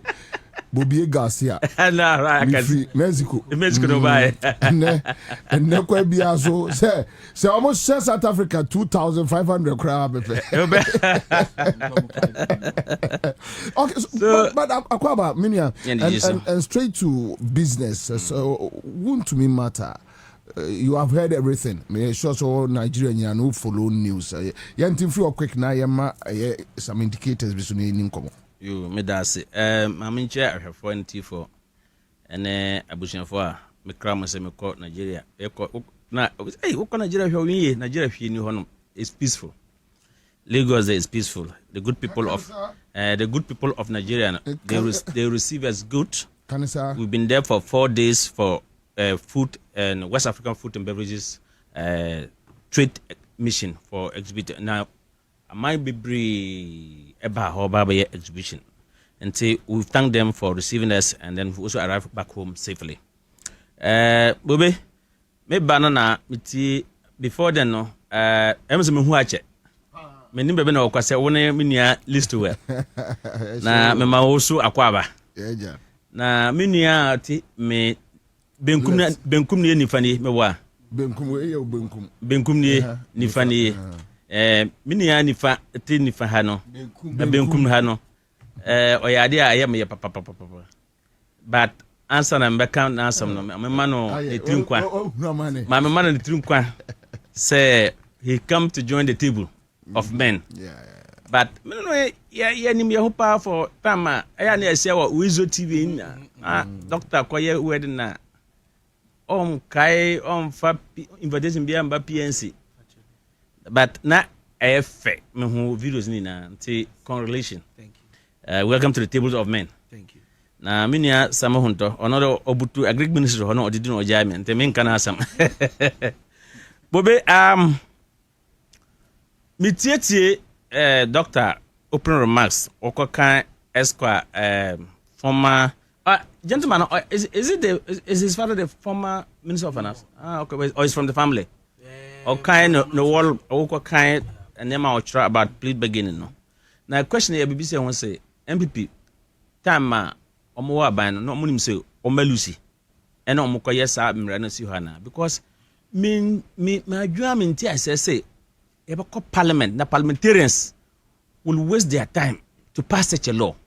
Say at that time say one so say and I say omo nko dem bi quatrasi no mu say ya wie bebre na say in case you call abato no na abato na nkoye maya ma yam pass mrawe because me nti say mra say wo wi ade a ya chiw ko da na utimi ka say magitum te me ya please begin na obi a wi akokọ won north obi a wi ebro watichima obi a wi abanchi awo kurase na ya de ko district court ana second court na si ko dem 10 years wo ko nsanwama petty case no mercy obi akọ wi good no obi akọ wi ska ya betima ko to eduro mama ke onim ska ye pese ye mfa ko build na mama ke ba na onim nipa dodo a ebo amo to say omu amo wo your friend is saying doctor wona nim yare fo no ya sa ya ikigini problems obi akọ go on timi ntua about more than 20 something or 50 something hospitals because last time administrator na boy no na ebo pa wonti mama ke mba ka wonim se nipa brewo gan ha Bobie na obi kwaji sa sika wi a se mekọ ejuma because so oye ejuma na ka ene fa so beba pa ejuma na oye no nti me tie sam hunto sam na me se ampa because se me no Bobie se me no say you bank say you kwaji loan na omba due diligence anambwa in fact they will even verify if Saudi property be a guarantor nti time om kwaji loan no omo ye guarantor de property bay our file no then original says dachi mentimi ntua me property ni no mbaba yere no mefa nti say same ka say yemfa aga ban finance to so a any kwan no because you go loan na you have to show evidence a landed property a movable property na o say property a wo ka bom ni na say wontimi ntua loan kra ya sansom we a ya confiscate ya ton ya auction we can get the money back and antisa yeah so why are they asking for pre-beginning? To pay half a leaf? No, I think there was something that to guarantee. This is court books na ampara officers na guys say omungo ye dey. Omungo ko yes sir investigation amount to me yeah. Diligence no kana. Then why are they prosecuting only one to me? Because then it's a scheme as is okay and Ansah no. It's really a scheme. So those of omo why omo resign na omo just exit bank. See what my friend your friend saying even though the case is ongoing. But my friend Exim Bank CEO. So about the court Exim Bank on documents be no hu ye.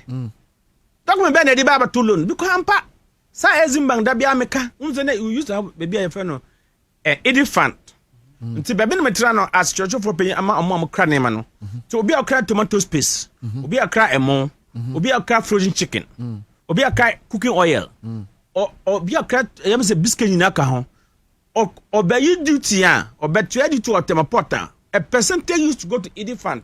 Sas cano say yamfa because I am person young cost to clan name Sanimana Sa. This cannot call I say yamfa or more day. More person could dub more. Nemana Fabano. Could be tomatoes, could be cooking oil, could be poultry. What you say? So that Mrebi Baba, there's a Ghana for you spending $400 million bringing this kind of things. Young so because we also produce more until we also have a certain better tongue now. Young can say better feed on excess woman near the export until obia ko yinam dabia and more dabia otua. So when President Mamata first from Edith Fund to Exim Bank besi ene importers edaso ko yinema nene ko tamapota sa percent no e ko Exim Bank me kwa na me bufu say scan e ko Exim Bank no importer obadano no exporter Until your importers grandpa could apply loan for the past 8 years. I would have called her or more loans over Exim Bank. Last time we call meeting because she had trade committee. Now party ho.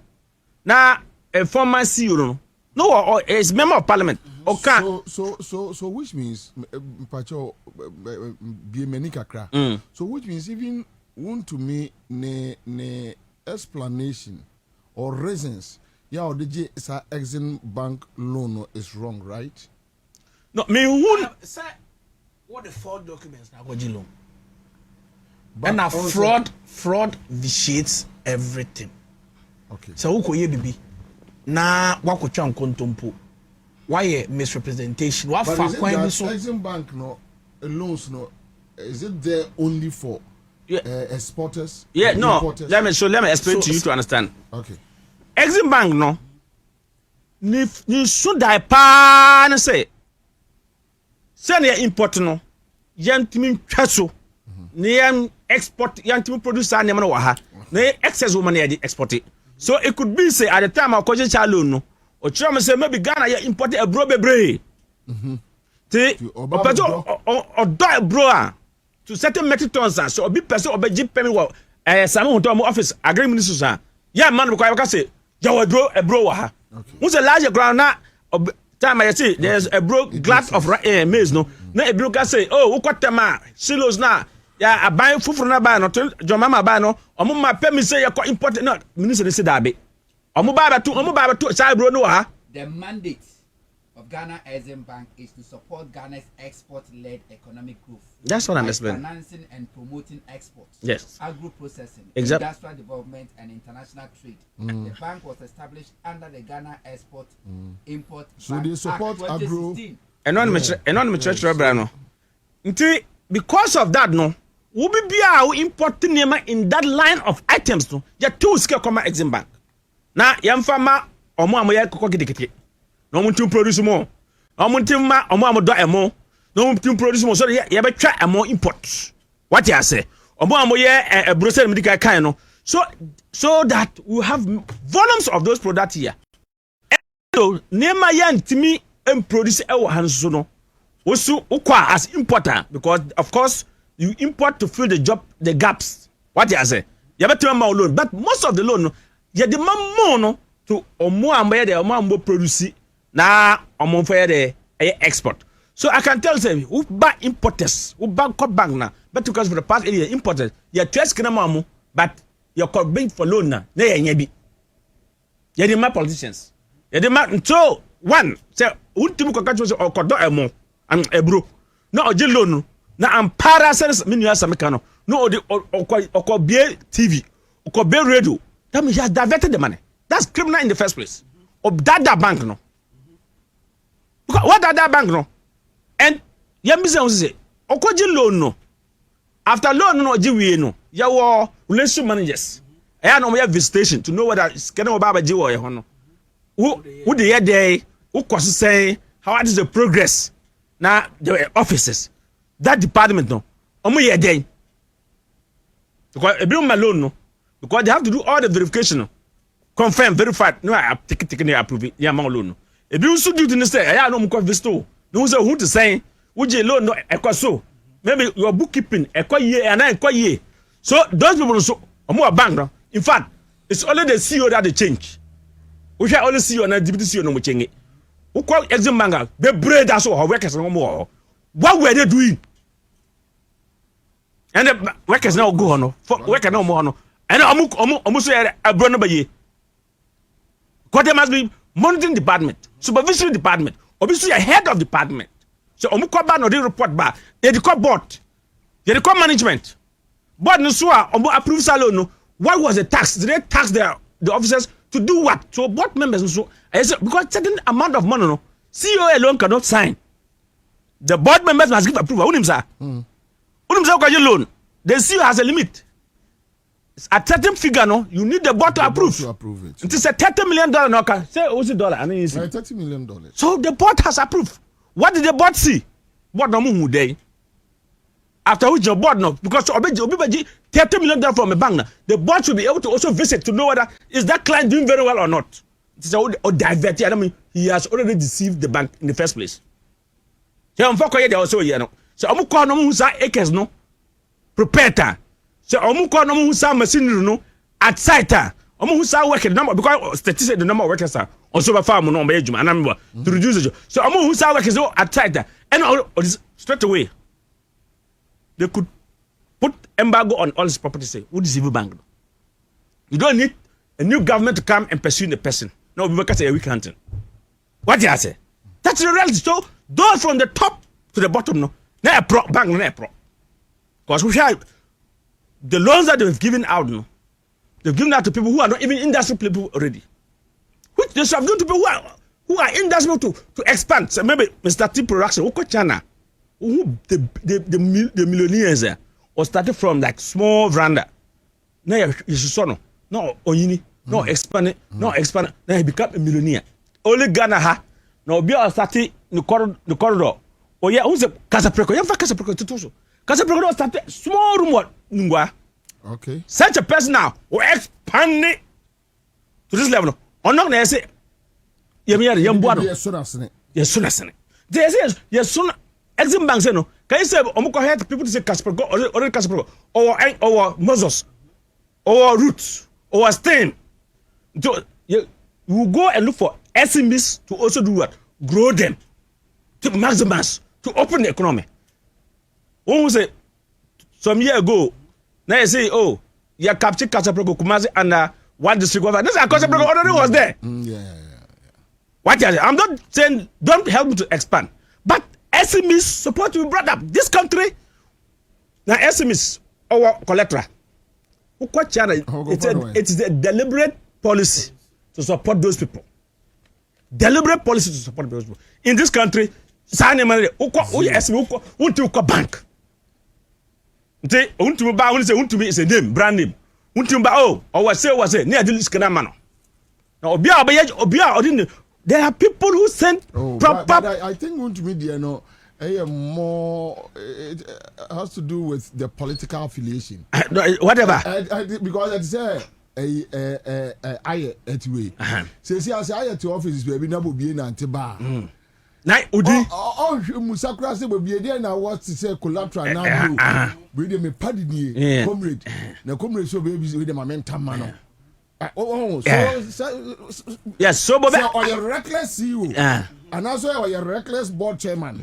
You do it. So Bobie, I can tell you for the past 8 years, 9 years ago, no. So you say, well, 1.5 years, I can tell you that there were people who have gone there to the bank there with proper business plan proposal. Say to me, find no more from scratch, and you could see the trend, how they will start, how they will expand, how they will grow.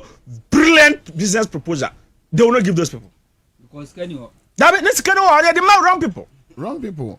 But they're the wrong people. I almost say I will go with and last week young crow for EB ya complaints ya also ko baby ko pelo na me me ask NDC nye ready so betam sika anyhow amayen je fa kokodi you chop it today tomorrow you have a problem. Nti Bobie NDC say wa mo amfa ma akura na da nyame ase. But if you are able to go through due process, there also na kabi bikitu abina or no more kachale they senke yenye now say no.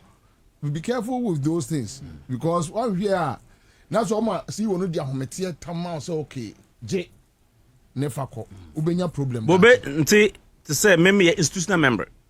I have the institutional member. That's my area. Nti your mama ba say no. Don't appoint board members.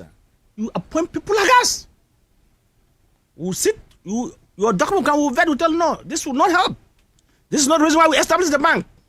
This was the reason why we established the bank. In fact, if I sit in searching, I would say, give to the one who brings new proposal. Then Obi Abakawa Gacha say, I'm already flourishing. That will not open the economy. That's why our economy is very close. Every economic growth country will want to see SMEs rising.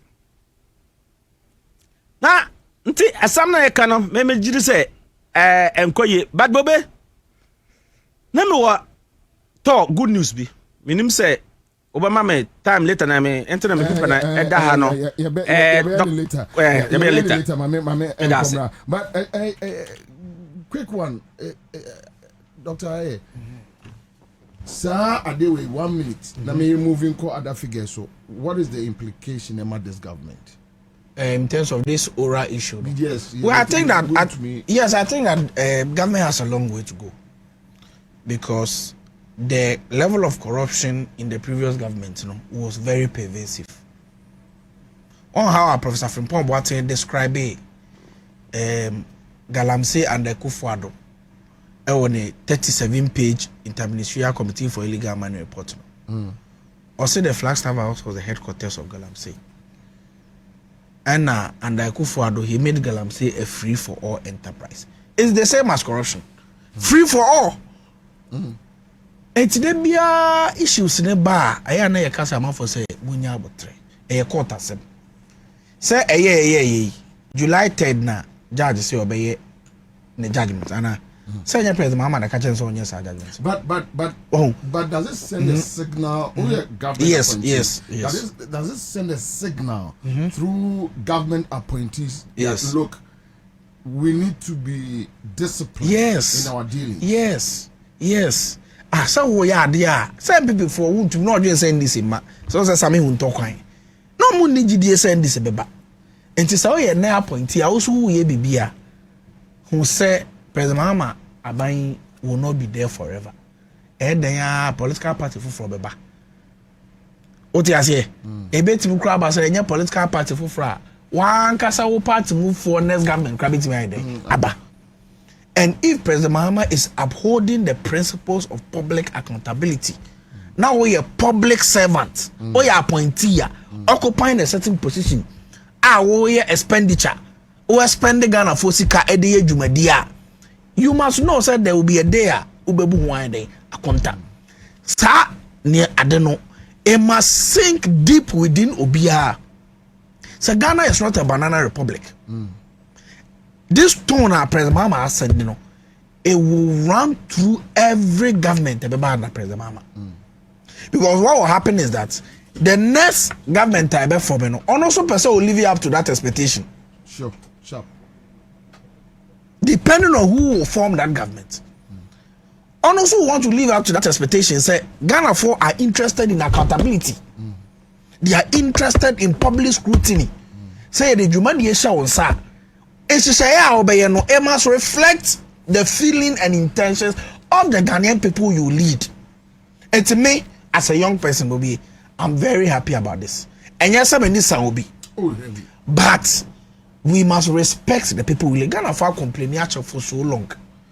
Say Obi John Manokua within a space of 1 year, 2 years, no nyana. I can tell you, say no Ghanaian only political exposure will get that 30 million from Exim Bank. Dollars. Unya. Yeah, farmer, no matter how brilliant the idea is, unya. Why should we live in a country like that? There are many young people more brilliant ideas. You better be there security say abroad. But because of people's political affiliation and what have you, now, or your mom was cannot than this canon quanta. Ghanaians are not happy about this, and I can tell you, say, President Mama or Baba Muno.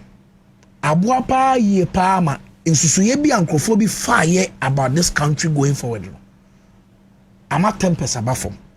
Look, people wanted to rise up against politicians in Ghana. The heat in the system before the 2024 election. Bad. Yes. I'm on for year calling a utter sentiments. No. President Mama Winnie Abana man for si ora. I'm out for Nyabre. All the people that texted me, maybe classmates, I mean, go medical school. They texted me, Sasame. Mamo nyeshe adie ba kopa monye eye ora baby abefobia ora it was an Ansah na ye delay kakra bi na amafo complaining bitterly, but I'm happy say na ye do baby ayedu no. And I know say there are plenty of those cases. One will say national service scandal also case also cost or court power this Sky Train issue and also a cost of power buffer stock cost. A number of them may be a cost back, but I am very confident. Say, you bet me do baby I na be boom compare share chi. Then we will come to the inevitable conclusion. Say indeed, President Mahama's agenda of Ora was indeed a patriotic agenda. Ebeboa, ama Ghana, and Penyufua, Omudi or my name. They will take the people serious. And yes, sir. Yeah, my yes, you have a woman that channel almost by baby because the Ghana Nama for Bedia Seno, and Jumon Bell to Nomunya. All right, you understand? So I'm happy about it, and I'm advising all our appointees to be measured in whatever we do. Say, yes, President Mama posture no, yes, President Mama vision, yes, President Mama I dream pa, I won't trim for Ghana. Na yen fine susudia, and my baby be I womb. Na yen your mind offense. And when we do that, the NDC will succeed. And will continue to be in government, delivering on beautiful promises for the people of Ghana. All right, thank you so much, Sammy. Library Accra 100.5 Citizen Show. Hello.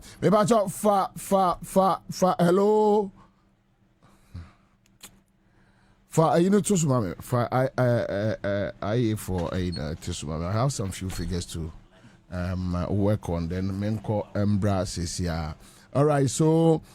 And yeah, report the per se, but there is a portion of the report, me per se, boom compona, obianim I stance when it comes to our political discourse. So that is okay. However, the figures are clear. And my panel yamadum na pick just the first paragraph and deal with it. So most Ghanaians continue to back President Mahama. IEA poll finds, and I'll pick the first paragraph. So President John Mahama is now 18 months into his administration. Since assuming office in January 2025, key economic indicators have moved in the right direction. So between January 2025 and April 2026, inflation has fallen from 23.5% to around 3.4%. The cedi has appreciated by 26% against major currencies. The Bank of Ghana's policy rate has been cut from 27% to 14%. And Ghana's debt to GDP ratio and an average commercial bank lending rate have declined from around 32% to approximately 20%.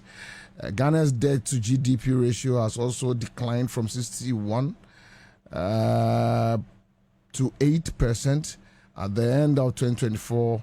That is to 45 to 3% by end of 2025. These gains have been recognized by international credit rating agencies with Fitch, Moody's, and S&P, all upgrading Ghana's sovereign credit rating, the first triple upgrade in many years. So you have it's difficult to get a Moody's, Fitch, S&P, or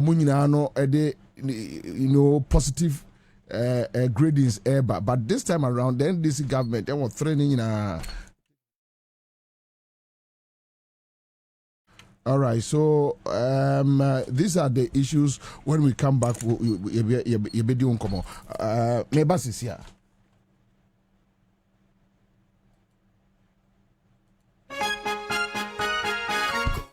Good energy powers the things that people do to empower themselves. It fuels families, communities, businesses. Good energy fuels nations. It gets things going and keeps them moving. Good energy isn't just what we do, it's who we are. Goyle, good energy.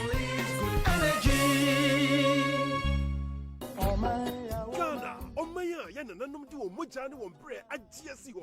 Yakoya Nima Bedum Pempersway, and I'm Tia Tiwasum Diemu. Now so Ghana be fun into my pay fra. Ebe here see no mine who does runko. Any a dream for free, and no tino Mampani John Mahama. Eton Safre Ghana for you now. Say Yemra National Day of Prayer and Thanksgiving. To media ya di chain yamianim. Adanasie. They said to you when see what ya boy ya mine dancing. A free theme yejina swane. Resetting our values to build the Ghana we want. And by boy koso Ukuada 1st July 2026. A Christopher Sumno Bekosuo, State House Forecourt, and Opanongotri, and Cremofor Sumno Bekosuo, National Mosque, Kanda, area 1230. Obamfo by Christopher Sumno Shannon, so Betnas and on Sum Pepe. One eban Cremofor Sumno Sumedu 1130 Pepe. Bra, Nayina Gidiemu, Endi Maya my Ghana. National Day of Prayer and Thanksgiving.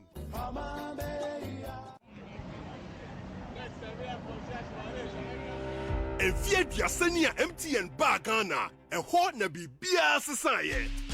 Afi say ye di in fear santi, ye cha dia big time. Ye di MTN at 30 promo na beja. Toyota Land Cruiser Prados, Makuma Kron, and a Sikapabro 10 million Ghana cedis. Need ye kika humpi. And a ye di chiche. Connect with Dada Bravo MTN so. Ye video calls, browse the internet, fire business. When you will now for no bus ye ninkita hu. Connect to MTN fiber wo fie. Masika samnon kosu momosu. Na kowenim. Isansa na mombia ubetunu hunya. Ghana. Muma yefa MTN at 30 promo in the MTN via dia Sanfish Adano for MTN services ahudwo dijuma nya points bi na dia chedia kese wo benchechimua for star 530 hash ana ko my MTN app no so kai san hihye wo hu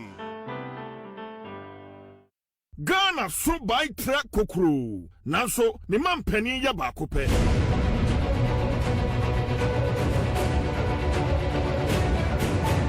One big Ghana, only one president. A son say, Baku Fonsan Sun Yankupon any Katenti. Wo, enjoy Ghana Memo, any Wuye and share MPs, any politicians, Nessa. Kasa Utri Ho, Yo, Ghana Yensum, Uhunu Bribia, Cabribi. Meet you. Masupa, Minkum Kahodunum, Amama Bay Service, but Yampaba, Yabusuti. My idea. My idea, some Paba. Ghana Yensum, aha, na Ghana Kasa. Yes, sir!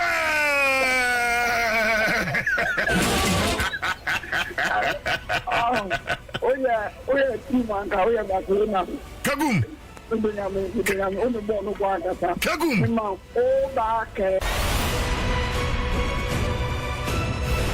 Ghana Yensum, let's hold leaders accountable. Ghana Yensum with Chief Joy Forson, CJ, 5:30 to 10 a.m. Monday to Friday. Our Accra 100.5 FM, Tadi 99.1. Any stations in Kayeni now. Ghana Yensum, Sofa Namen Sofa, Accra 100.5 FM.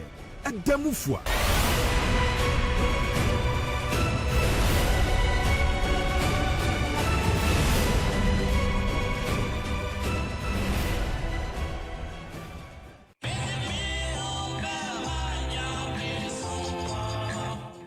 Unia tie masem yebi mene ya be ma ye adwuma wo broni krom dakro ya hwo ba bia ho ofe din no tiem oba ho ofe na se wo betwea mame a aso mesomo ebi suma ho ofe ebi sum sika na minsre mi se wo why na osom no we are say we ye dianya obesum bibi Nyamesompa, Yesia Kwesiada no pebia, 7:30. Nyamesompa with a PNT.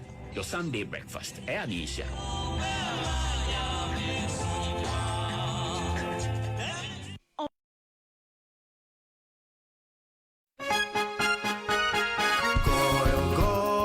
Good energy powers the things that people do to empower themselves. It fuels families, communities, businesses.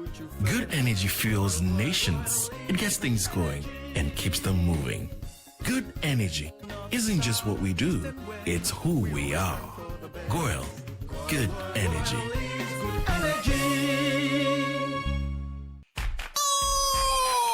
World Cup fever no abo na Electroland Ghana Limited at the stadium enije ne baufi we dey ya tete nyama ni nyina so ye person who go bia pefe na wetimi abwaje won so asa wuti stadium hobby and entini ebro discounts our Samsung, TCL and Nasco smart TVs ni nyina ma match day bia nya we nije da na beji ye powerful air conditioners and ye coolers ye top and bottom mount chest and display fridges no gas cookers so washing machines, microwaves and ye small kitchen appliances ni ye keka ho nyina when the football promotion so power fimu ka ho na kwa ye show room. Any anamosi for one more Ghana fan nyina. Ana Freyen was 050-315-9738. Ubetumi so call www.electrolandgh.com. Electroland, yeah, the stadium no bawfie.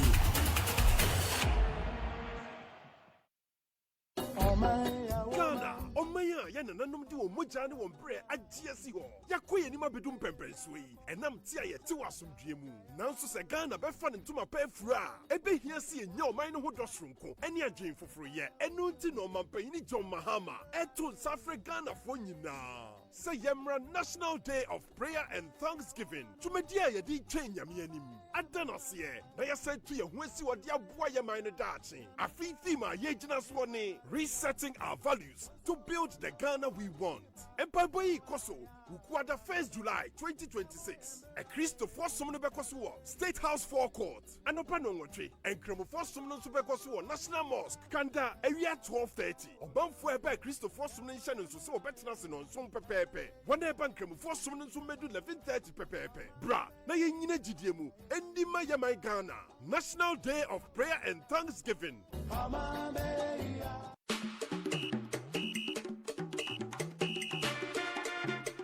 Ghana this year, we are seeing Bobo Akensieno Ebraso.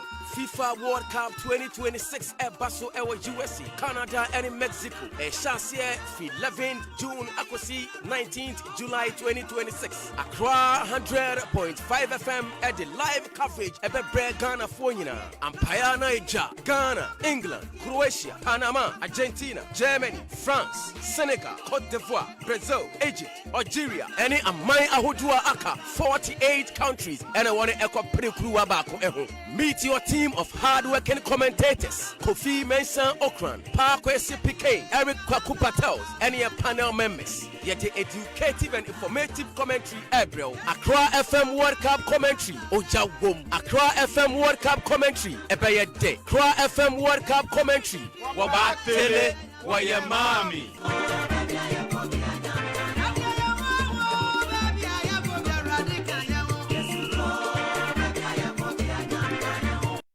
Say the Mako who Greenfield Scientific Herbal Clinic no. Me who crave me say enunti no manya award wa. Eya world best. Obia transe Emma Dompem ya de ka say anase me boya de enkan to dem bio. Greenfield Scientific Herbal Clinic. Esa nyarwan te say ne ekuro etu no. Ne enkan ewo nanum. Oba na be mo pa wo. Ene enyarwan kaye. Nansi ma me ka say ene spinal cord ho ekaye no. Greenfield ada romenti ene wasa so de gina na so ebiem. Greenfield Scientific Herbal Clinic. Our ultra modern laboratory and a diagnostic machine, sir. I should show the Pediani Mwankasa. Greenfield Scientific Herbal Clinic. Our Nungwa Dogon, Estate Junction, last stop. Frewa 0243 983 906 and 0261 651 898. Greenfield. God is our healer. Greenfield. Your last stop. I believe.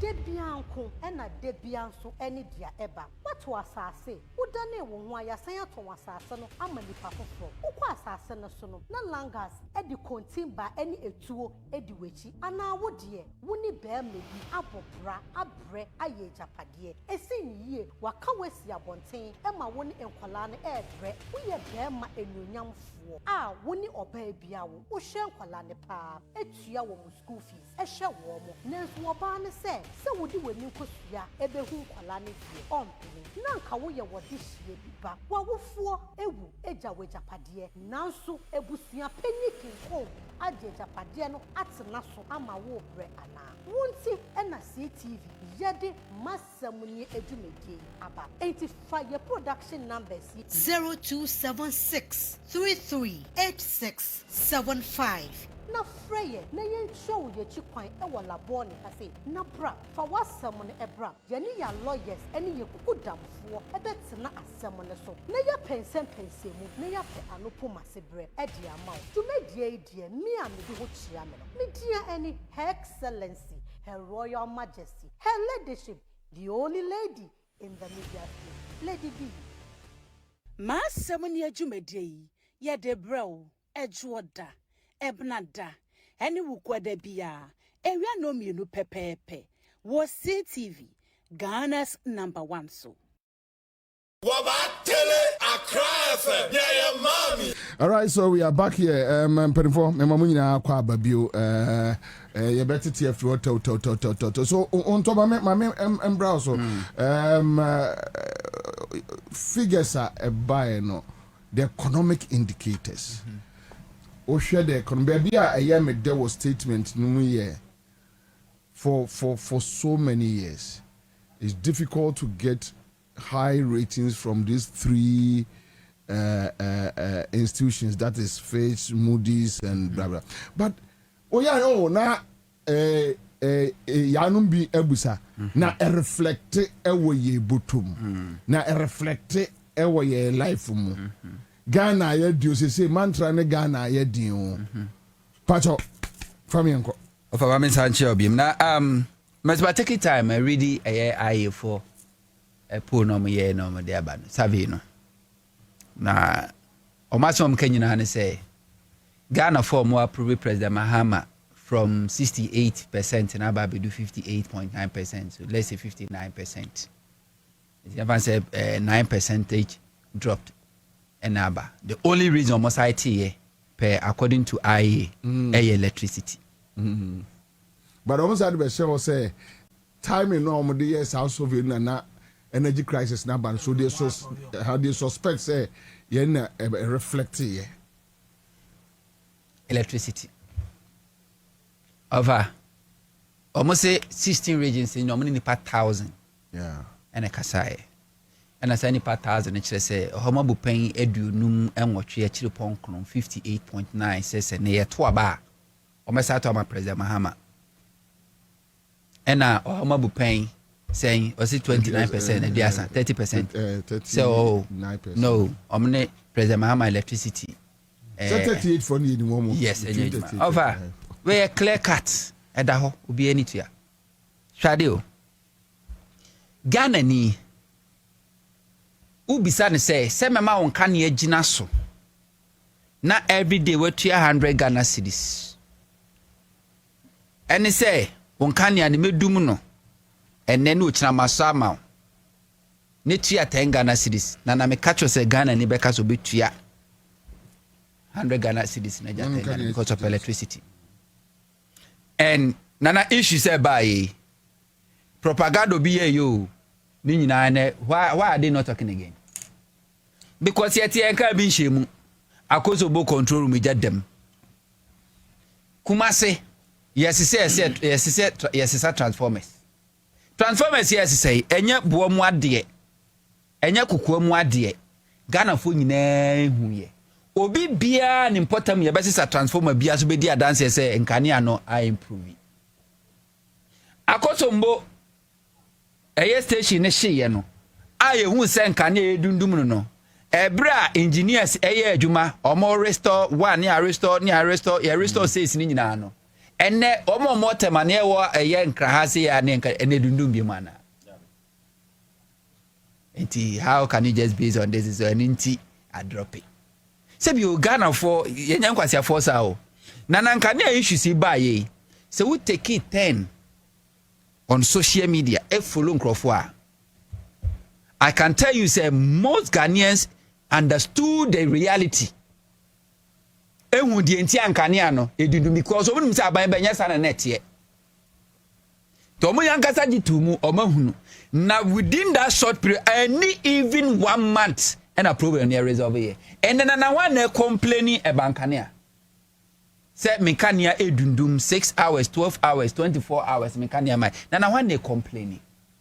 And me sometimes I should have to believe say this institutions you know. Was only the part na kwakaza ni part no unim no. Unim obia. Say issues be bad, they just papa no my be no me dey ato no me dey babehwim. So this is the reason. Wa ukro is economy ni eye. Waka inflation wo see eye. Your debt to GDP eye. Waka exchange rate eye. Wafa bank rate eye. And this is Ghana ni. Do you see the because it's Ghana ni krono a. Ye chemu miensa emu ba akode wose aban ya anya de because enkania. Problem na fix it, I fix it. Ukoko 2026 budget ma ewum President Mahama said by the time and 4 years he be kona wie no. Or say babe ade 1,200 megawatt of electricity di aka ho. Ewum. Dwuma be hyase. Me no ka sei. Baby a Tuabo gas processing plant. Second phase is on the way. Senka NDC and Frabemu 2017 and this is second phase in a way. Because it took NDC less than 4 years to build the first phase. The funds were secure, everything was there. MPP by 8 years. The only thing I'm saying is almost side chicks and I'm called dampe omo. Our Ghana gas. Hey, Ghana gas or qua meninsa or moment caso munina. And Maya no fa MPP don't go a penny for the side chicks. Called dampe omo go hono.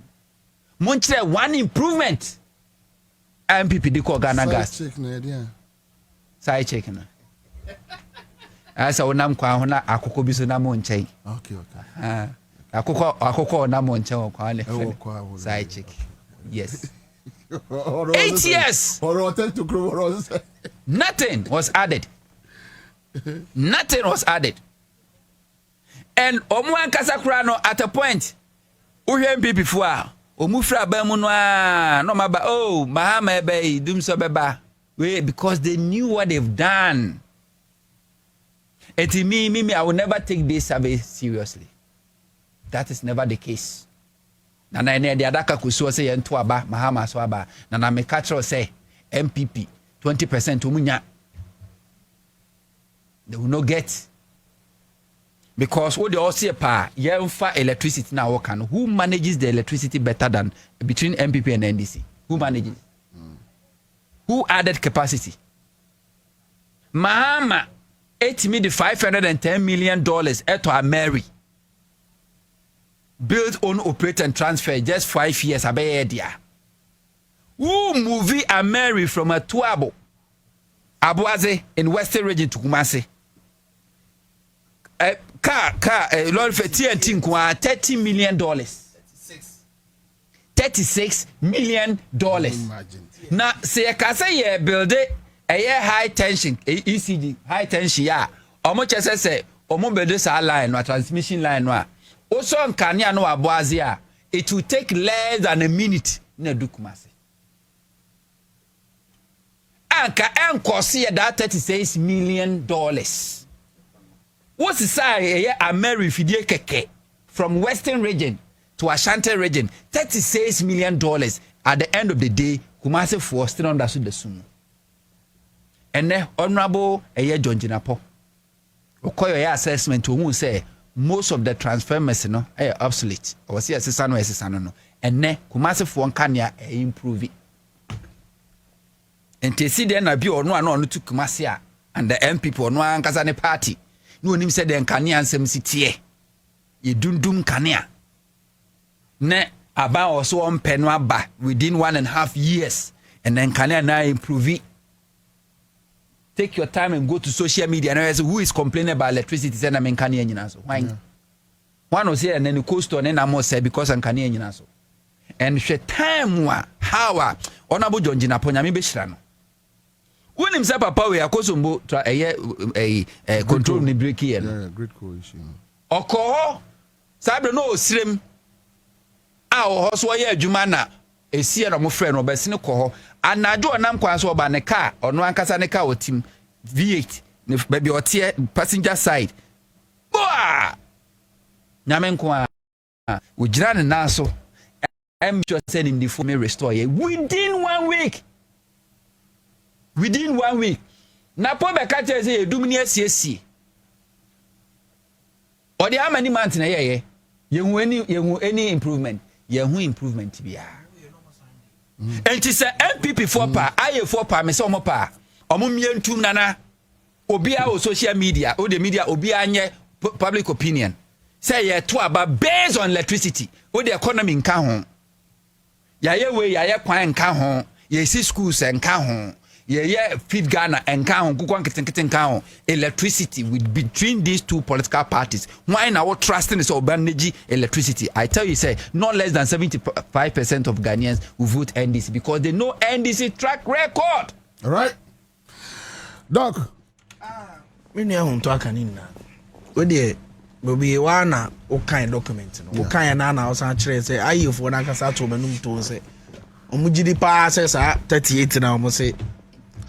Omo ngijo mama mamo nindi do.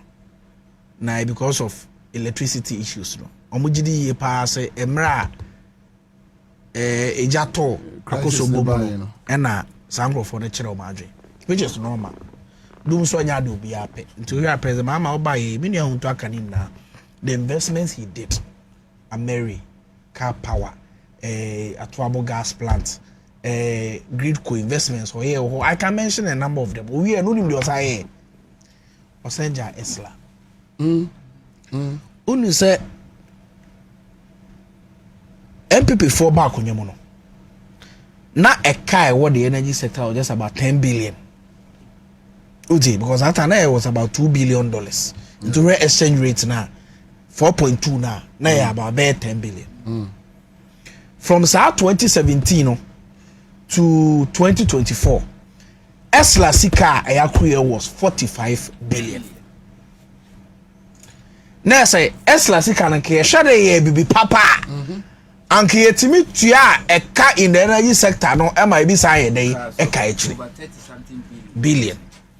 MPP4 buy no this esca no kosi awo am kosi press na om gilum na say esca no say dey om die om say increase no 15 years. Ana over the years sikampa they to fango mpo dia power plants they didn't have.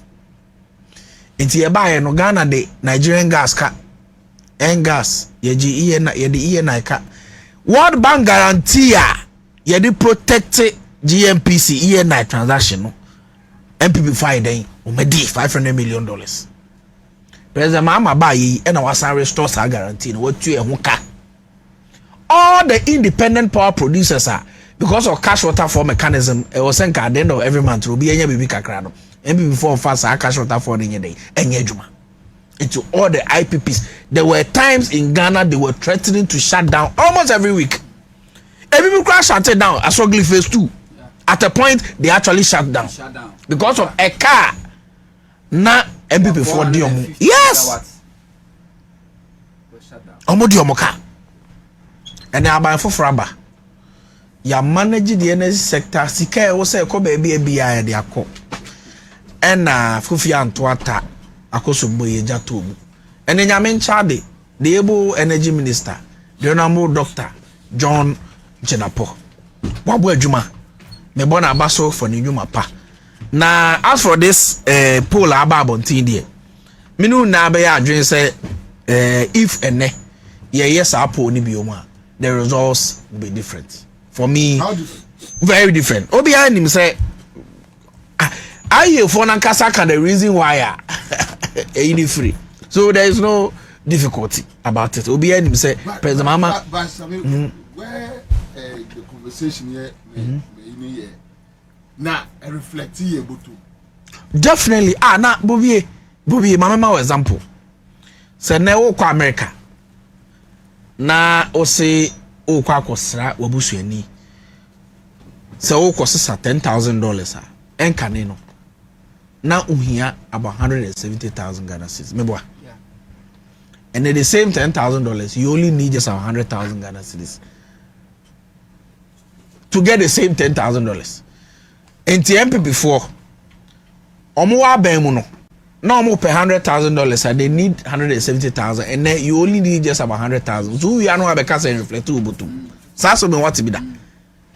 It is only when you have familiar spirits, and a ubenya sa benefit we no abegina but say it is not reflecting in our pocket. Even before this Iranian US war, see how much were we buying petrol? How much were we buying diesel? If it wasn't reflecting in our pockets, kebedu baby a star oil for no go oil for say omo ko anopa, we see obey tea ni kosua, we see obey oat ni milk. Omo ko on customers because for no bona ba former at the time. It was because of the gains we made in our exchange rate. Bobie you can't say iron rods here by anything. 9,700. No, 9,000 Ghana cedis per ton. Yep. And then we are doing about 7,200, 7,500. 6,700. Yes. Cement, same. oil same, rice same. Definitely, we are not allowed to exaggerate government policy outcomes. Say abanye bibia, ebabe tran reduce so ni aka na chenche it said the NCB da. If you are not engage you. Aye, no problem. Yes. Mate. Sorry, no. And he addressed me. Exactly. So that's the point I'm making. Say several products wide abafom. Say betena ha enye we must not exaggerate policy outcomes. But say no kura wo ho na ye na can attest to the fact say within a space of 1 year, by na be ye bibia ma ebi mu ache enho ahehan yo kakra. Dodo na so ho hehan yo kakra. Say especially omo important man Mr. Samson was say he is aware. Okay, so I won't go back now. So exactly. Yeah. He's aware. Importers and your direct benefit. In fact, aboso kan maybe omo papa phone can say or say no ni India na turn 20,000. And this for buy you say I turn 10,000 because sika no go import engine no. He said he doesn't need that amount of money again.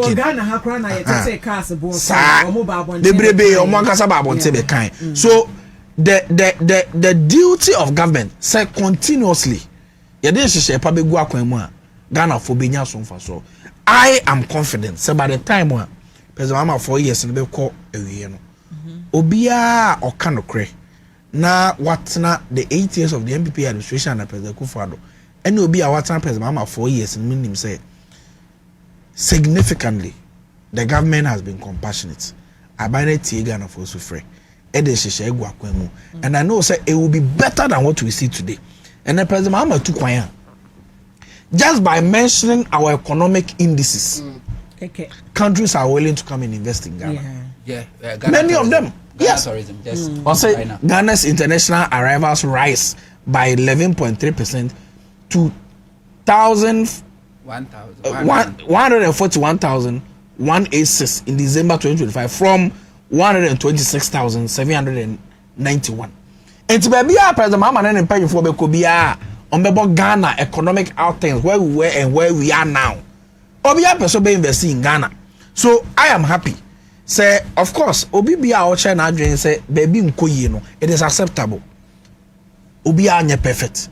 But say improvement bar we must be candid enough to analyze it. So I for report from the abano. Now what your mind na say you to abana when you 58%. Now 2024 abano say president when you 58 when you almost 57. Now I pony says when you're 58%. No, but Sunday will be so answer. But the point I'm making is that report on Casa Trim the NTA Swati. Also, 1 week, 2 weeks here, I cost almost share. And now I'm a month for Bobie. Now, Omudi Yakakra. That was when those posts were taken. Book document Nagasaka, probably read on Nagasaka. And see what really is the debate about. But I'm happy. Some posts on course on your day. Emra aban be hwe so e de aye na niam ye de abone bra na obi afa na dwenkyere bia we accept obi a we bia ana se ne hu a enye ebra se bi osu ene de re ebra na nima da ho yes na nim da ho jise obi adwenbone woni trim enti oko program Akufuado oti wono ma osire ntwa o sha se o to nkwa ne twa enti se wo so person ye fair savia you don't wait to say when akosombo ahye and also be savvy okay no now yemra asaki eso said I Chama sia fado hono. Minim say we are on fruit plane there, I don't know. It explains it.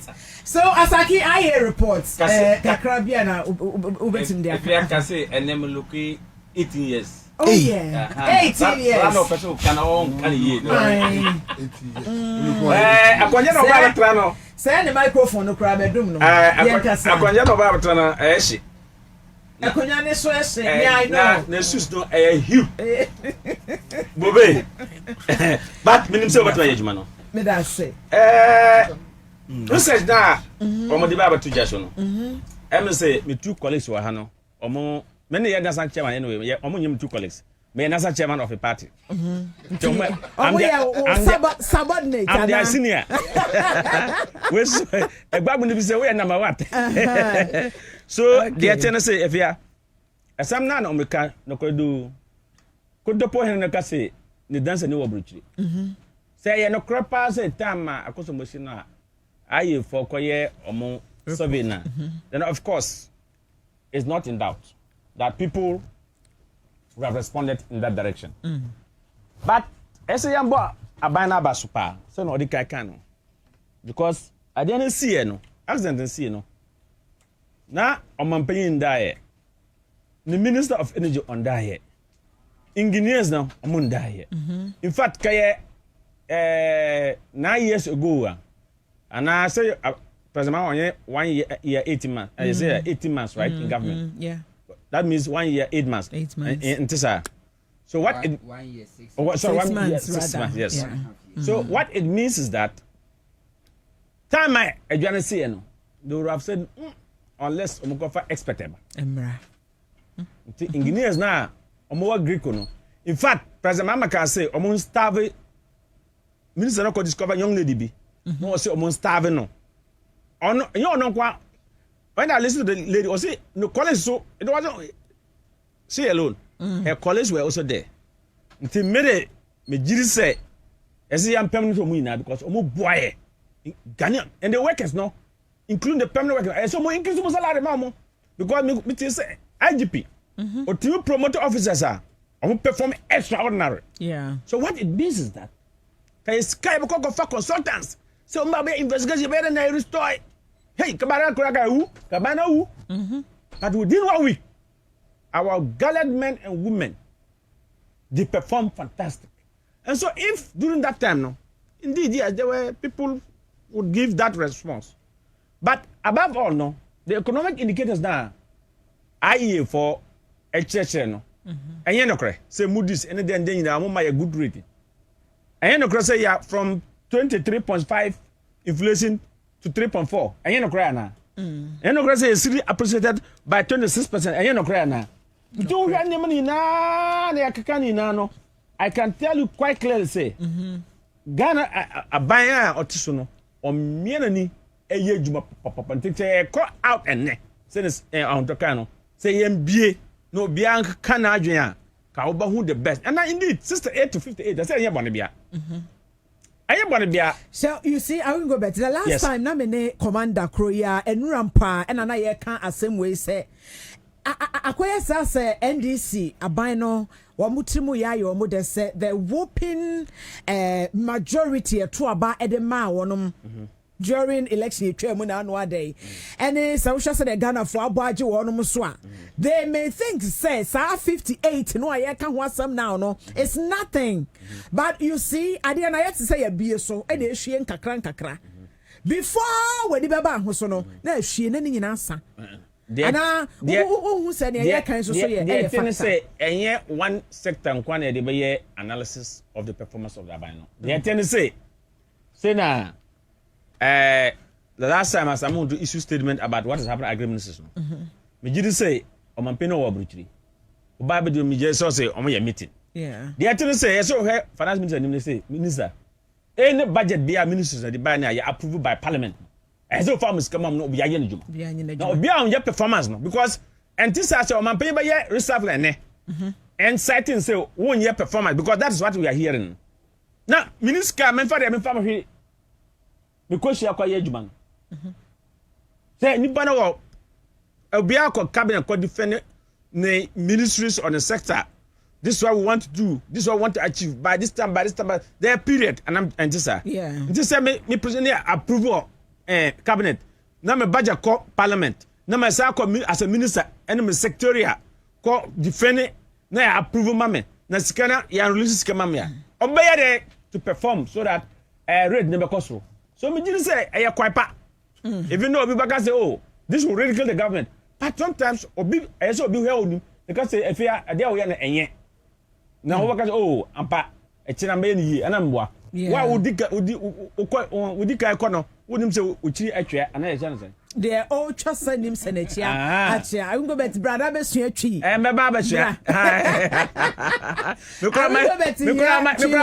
kura me yadi ha we yadi no kra we yadi wonim se when awada ko wonim awada ko no okoton in 2015 onye 1 year 6 months no to and before buy no wonim say omo ye maintenance for the whole area omo ye maintenance wonim za inti ya kan say petrol sika kotru yes say ka omo ye maintenance to ye ba na to ye juma ka fuel price say ka assessment that you assess buy no wonim say papa no wo no young man no wo no or the 3 months to service or to do maintenance in the oil refinery sisi a meno kaso sisi a meno kaso omonye crude oil 1 million barrels almost start year production wonim say omo buy no car omo di snit GRA bebre including workers omo call retirement me boy afina omo call retirement no se ton no who call retirement aya aban ye ye sick of hands 2017 2018 2019 no amo mamu hwi sikana accumulate na 26 million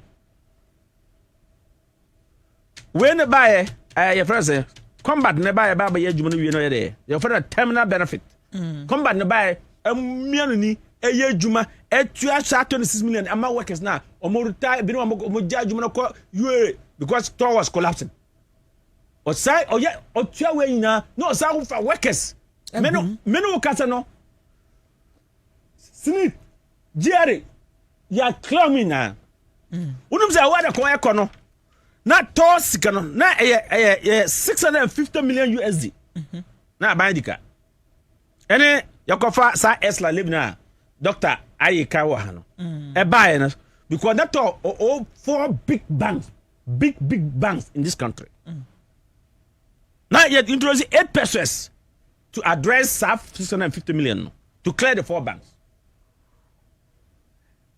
When the MPP ban no, almost say almost introduce baby from ESLA PLC. That's what they introduce, and they collapse it. They collapse the ESLA around. John Mama the buyer say empha to clear 4 debts now from the banks no. Now John Mama Sako for be your friend. Offshore mooring facility. It was for BOE built, operate and transfer. It was supposed to run for 15 years. Ya di buy no. President Mama omo wie no President Mama say no. Yem fa koma sector onsa. To je na to so 65%. Ya person yan yi ya shares no be e come and privatize it. To me 65 says e privatize it. Now cut 35 because it's 100%. Only about to say, to be able to help clear off their debts. No, wouldn't you say, time I want to the 65% says no, and my more is more than you know, but my no. Scanned by 2017, $110 million. $110 million. That's the time as you could say, as MD no, which as you should have used that $110 million no to rescue Tor. Because it's $110 million.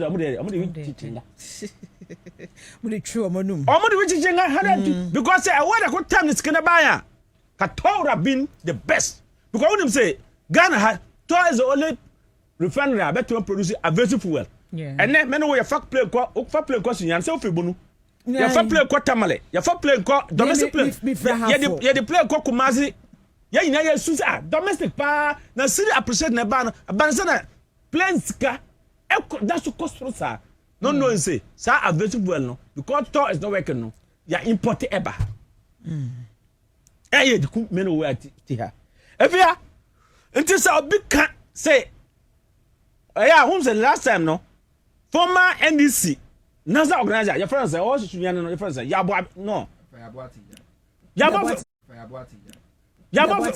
oh no kwa so can Ansah say now when inflation was this when city was this he was paying less to go to Sunyani and then all these macro indicators never zoom.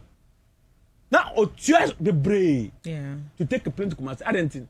No, say because of Tor was the only refinery that was producing aviation fuel to support SARS kind of cost never for. And then you can free Abridgeba. You have kerosene in the Kofaba. After the moon, even premise fuel. Now you're torn here. Tor is the only refinery that you premise fuel. And this young man, Obayano, or you tell me you're doing well now, or some employ over 300 workers. Now, Sakofa over 301 temporary workers. On my maintenance. On my way to see another work go. Or Sakofa 287 people, temporary workers. Yeah. Come back, young man, no. The last time I made a report, a bank will be a file report. Come Sigano. One say, Omo ye Jumini na, or ye Jumway na, sign profit 1.2 something billion cigar. Unim cigar, Dr. Kwesa White. So, say Kwesa White. Obakano, I say, to, or ya Juma pop. Young man, no, what to until MVPs, almost I don't know. I don't know, no, Kayo. Omuka say, aye, Tama, Yanya crisis wa kusumbo. The whole world who say, Ampara, or Esi Bobro. Yeah. Or abandon you 1 week to restore everything. Okay. Now, I'm paying quite origin. Yeah, about no kobo workers no. And so, if you say, who you fear to say, aye, workers now call time in Namu to be Sekomuhan. What you can say over you 30 years, no time, thank you. What you can say over you 40 years, no coffee, thank you. What you can say over you 25 years, thank you. What you can say over you 15 years, no operation to Ojai, no cover is no more viable. Viable or vibrant, the same word. Thank you. One to me, yeah. What's are the GR car? What's are the street car? Workers, you know, call time now, or costing yet 2 scandal by Yamfa commercial. And somewhere Monka, the whole talk, more young men for a whole year, 8 years, every. It came to a time every 6 months and every 1 year. Near just MD, next MD. 8 years old, 8 MDs. Yeah. Obibia to you, who this young man, me used to do 40 years and I 41 and 42. It's just like the young man at GCB Bank. Yeah. The friends are Paris. They are performing fantastic. And so if you have these people come to talk about then. Let me help me. Let me say. Look, when you say I want to cover no, crude oil. I want to pot as you can say. Okay, I am 2 million barrel. In 2017, I want to call 2 million barrel of crude oil. And be bad because 2 million barrel number 5. January 6, 2017, appointed as you can say. Okay, yeah, or the crude. You discounted crude oil. Yam fire, I don't know, you discount crude oil. And I can't say about Traha. I say, and Cassam, Papa. Now, some now toss here almost they are going to receive another 1 million barrel from Abay. See, I say, Sinto receive it there. Toss over receive there. Full line, if you are transportation. And so better, and chair so better. Because they have done all the maintenance, they have test run, their tour is ready to take off. Asaki, you have 1 minute to end. Now, I'm to make a choice. Say, I started a premise or have blended premise. Now, a virtual fuel. Oba who say Ghana, Befan crack the tumapa, Efra. Obi can say, oh, not all, so 1 million banners, so can you told it, and buy a told there. If you know, Omujo of Beery, Omujo of boats, Omujo. But did they test run? Did they have they done maintenance? It's all ready to work. Have they after test run and maintenance and test run? Among illegals, have they covered? Have they prepared it all? Yes, and they are prepared to take over and to take off. And so I can tell you, say, many work here and then day. From August 2025, 3 months for maintenance no. Omudi IGF, among kwaji loan wa bia yo. Sa young man and the management team staff of tono. Among kwaji loan wa bia, among use internal generated fund to do the maintenance. Among kwaji loan, kaya yana makomba kwaji loan. Among kwaji collapse banks. And better I can say right now no. The refinery they restored 600,000 CDU. RFCC no. Among restore no. Are you ready to take over? And so I can tell you that we are in the right direction. And Mijiri say, President Mama, Obama, that young man no, in the boat, free hand. I'm on my No, I'm to me, Juma. Okay. The Yayina, because the petrol, Sika Eba from Ma. Yayina, better. In fact, there was another critical investment called 120 Bolster. No, when person from now, sir, Jomama by a friend of critical investment on 120 Bolster. When it's about that, then automatic generator steam to spark tow. As I can tell to spark tow to refine the crude oil. And ultimate generated power so Edimator, in fact, not power, not only for tow, I bet to the industries to take off most of the industry from the national grid. But we about we ban I'm not trying to help to run a BBI. Young count awesome. Never can I use her. Then I be no free by. For one who see me that say, Asaki, I will go better. No, na. My main car will say SIC insurance to say about motor, fire, accident, travel, marine, any can one. One any adjumaku Cassia, will bet me I insure war. I might be beyond so we pay and court. Nkwanche insurance for one. A brasso so here one fra, will be cry on fa. Wafaso so a chese conditions or the be ma no tro kan basa SIC insurance ento sa wonu free tetentre de ya mponche mere so e no ma ye adwuma e de abesi sebrei ye gi wo mu di ye nim se SIC for wo mu deliver enti free to free 0800 100 055 0800 100-055 now any one any Ansah was so reverse scratch for win 100 and also 1 million Ghana cedis and what the Emma war at the short so the hand is over dial *850*5# it's on all network now fay what dali we are no what you so PlayStation ube play game no na what select stake amount now stake amount no from 5 cedis to 2,000 Ghana cedis choose your lucky card out of the 5 options confirm gameplay now enter momo pin and while ube receive game results no instantly fun exciting kai say 1 million Ghana cedis na short code near *850*5# and one no wunya nin roofing shadun watch 18 and above patrol men can who be sunset and your dear snake to say one luxury apartment in a fadia Wharton snake luxury apartment no Wharton prime location papa one cry has say into whoop baby ya bet me at nama one drew a hoye serene and where fe na where nika now no bush yat ne be yama wa Momodian say when is snake for ebedin sour so from one must say na experience a comfort style any value yeah trusted institution and a territory at 0244 593 276 and I say visit Snake Sales Office our 6th floor Rich Tower Accra has a ya na kokoji enchiremo enchemema hunto abemunemom say opesa bo engine ho ban na engine nkonkoja okwan mu a Goil Super XP ebrebia woteka mu a ebeye wo se ko na koto fuel no ana fuel gauge no beso no bora Goil asoye bi eben wo bia na ko busa SP ni bi Super SP no na fagu wo tank no mo eno ena bebo wo engine no ho eban kai sa mame na entimi emoafe unto mamemra wo so which one do you want to touch on before we pick the calls? We are Ansah, but we baby chairman Awingobet the EBWA about tour. Now the history is always there for us to learn.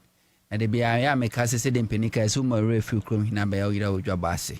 In Chima, yeba any order than a cankai who say. MPP and NDC when it come to energy, a car energy and Yamaha, they tow a car a 12 gas processing plant and car when Yamankani and Yaya dear car a bambia or unicorn kind or bow year investment because Ghana population will grow a kusumbo a black Kwame Nkrumah in 1965 no Sabra no sin. Now Ghana population was about 5 million. Unto I forgot to tell you, say you have 3 minutes. My 1 minute is gone already. You have 2 more. Yeah. And so Kwame Nkrumah heard that population of 5 million or when he said the Ghana population be grow into a year and Sabre MPP leaders or Munana their forefathers.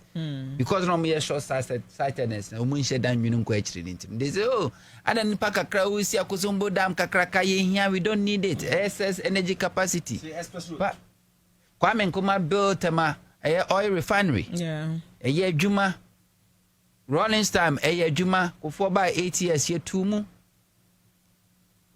Professor Mercy Baye, or shall see between Cheka the Kofa Tema, oil toll debt recovery. Uchicha can you President Mama Betty over, or make you just a tornado, Juma, under President Kufuado, yes, I shutting it down.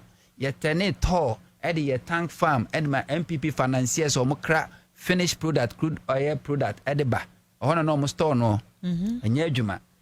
At the end of the day, Omodi to for sales or more tons saying $222 million US. NDC bank came took over after 1 year. Profit to quantity make is over $22 million in an commercial motor after just 1 year. To is there. Okofa a turbo gas processing plant. The same thing, Professor Mels Mahama, $1 billion and Omodi see. Omudi see within 4 years, I shall say, yeah, Juma second, that was the first phase. Second phase, MPP buy it, was almost twice. O man touch it. Omuja to one, my man fashion anka home. And now me can say, a man said, Gushi Sheswa, a 12 gas processing plant, second phase in yeah, baby. See, yeah, what it means in say, and the oil now it bit me processing more gas. Menuka said 12 gas processing plant 8 me a supply a produce almost 60% of the gas LPG is Ghana. The second phase in the can where 100% Ghana, we can get more than 80%. It means gas are imported from an bar, you carry dollars in the corner, Nina a tobicha, a beba from Ami Wetmia high. This is what we can say a buy our drink a conkain. Now said ye Yenya Geritiano, Ghana Mabunu, Yeni DH, let me say. MPP is a political party registered. NDC is a political party registered. But there's a clear distinction between MPP and NDC. MPP doesn't think ahead. Oba, papa, Oba, wade ase a won chen penisu tubanchia. Unuya. NDC, your ba, wade ase a obechen tubanchia. Na wadua. Simple. Code kase. Any jewelry, any gold cane, and any shoes. Who's now say London shoes, Italian shoes, and one money. Santiago. But I say, I was young, bravo says, na afe, yentie wa drink the munya kwansa muntombo. Na bio questions near bed directed the amamo 0302 208090 0302 208090. Many first call our home. I my share my telephone lines in way. I'm measuring my telephone lines. Okay. Hello. Good evening. Good evening, Miniaba. Pastor, we didn't baby are free now. Free what's up? Yeah, Bulu. Free United States of Ashama, Middle East. Unto what jam is Sedu Ashama. Che Miniaba. To see a hot talk quite soon me fire. First, Uber for Honmo. Machine beer with a cream. They send me free hormone, they send me for hormone. Machines may be ye, Juma, machine kissing mouse, and we say free mobile, and we say free mobile. I didn't see MPP be mobile, collapse the beer. Yes, I could so good. I must say, yeah, we say, yeah, motorway must say, MPP, I didn't. Punto, Micham, listeners, Mina, Salam alaikum. Malaikum salam. Pacha unso bet me a fresh say 0302208090. Hunto ya mo adwembra ha because first caller no na address wo ye pa. Enti eya no mo adwene abaha. Caller foforo wo so ho. Oh, oko 0302208090 0302208090. Hello, good evening. Hello, good evening. Hello? Yeah, good evening. Yeah, good evening. In Pacho Dini baby, I'm free now for young content. So, yeah, I Claude, me free, Jenu Kunkatamaso. Honto, Yamin Shroud, only one abo Koku. More definitely Mutibim, Yamin Shroud, my brain name. Yankunim Debu of a woman, Erikoku. Amen. Amen. The Pacho, the Pacho, me was only baby, I told Yan Sanya drink, Estor Ghana. na nke nkoto bi ma MPP for kakra wa eno a to ni baby a yan nkoto nyansa ne adwema wo na nka wa tra power 8 years so ntimi ankochi hospital and oba ya wo so kodo anka ise so Japan mo dopa yaminka ho nto get in private we chi union abo elukopoku mu mbo adwuma ma ma Ghana Nyamishra so 0302 208 090. Hello, good evening. Hello, good evening. Yeah, good evening. Good evening. Pacho Udini baby are free. Where your brother? Me brother. From Westland. Oh, Home Sense. Yeah. Okay, Home Sense yankwe. Me de miasi. Nkomsha mishe mauno abem wende. De miasi. No tori bi Mr. President. Oba Westland nsuyire insuta ejiriya. Me nyipa ba konkure ewu Sunday we. Bridge na emwechok no ye kwetim na nyipa ba kon. O no konse o tim na nyipa another person okwa ne nemu na ne okwa ne nemu obleye no janum anu anu Westland. Now you will impede my most of Mota Sati, almost down with Western West the whole Western area more dear more pame a man for Moton, Indomio Mutu, and more year mobile man will come more pamo show you can't into your president or Mamma Boy. Yes, I know. Only a major. Medas se so frey Ebusia bra 0302 208 090 0302 208 090. Hello, good evening. Hello, mommy. Papa. Otumfa nyankwa to nyan kamo. Enka won so mpacho udi ni baby afrefre. Ye frame see it because every habo city chama. Mame, onu sa adwuma no be otima na common sense enye adwuma. Sa na ye MPP aban. Sa adwuma no be otima bebira na common sense na yira. Wa betra bem 8 years. Ositi wodum wantumi ani hudwuma. Ofra bem ma obi ba just 1.5 year. O man purchase on koye.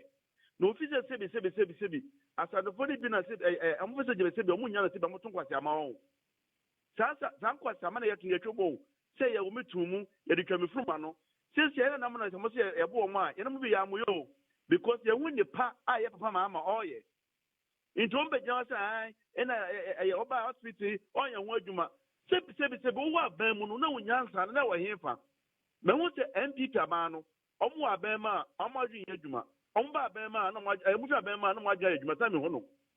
Somwa bema adwini nye job akubako omu mpuntu a ose Ghana fo nya.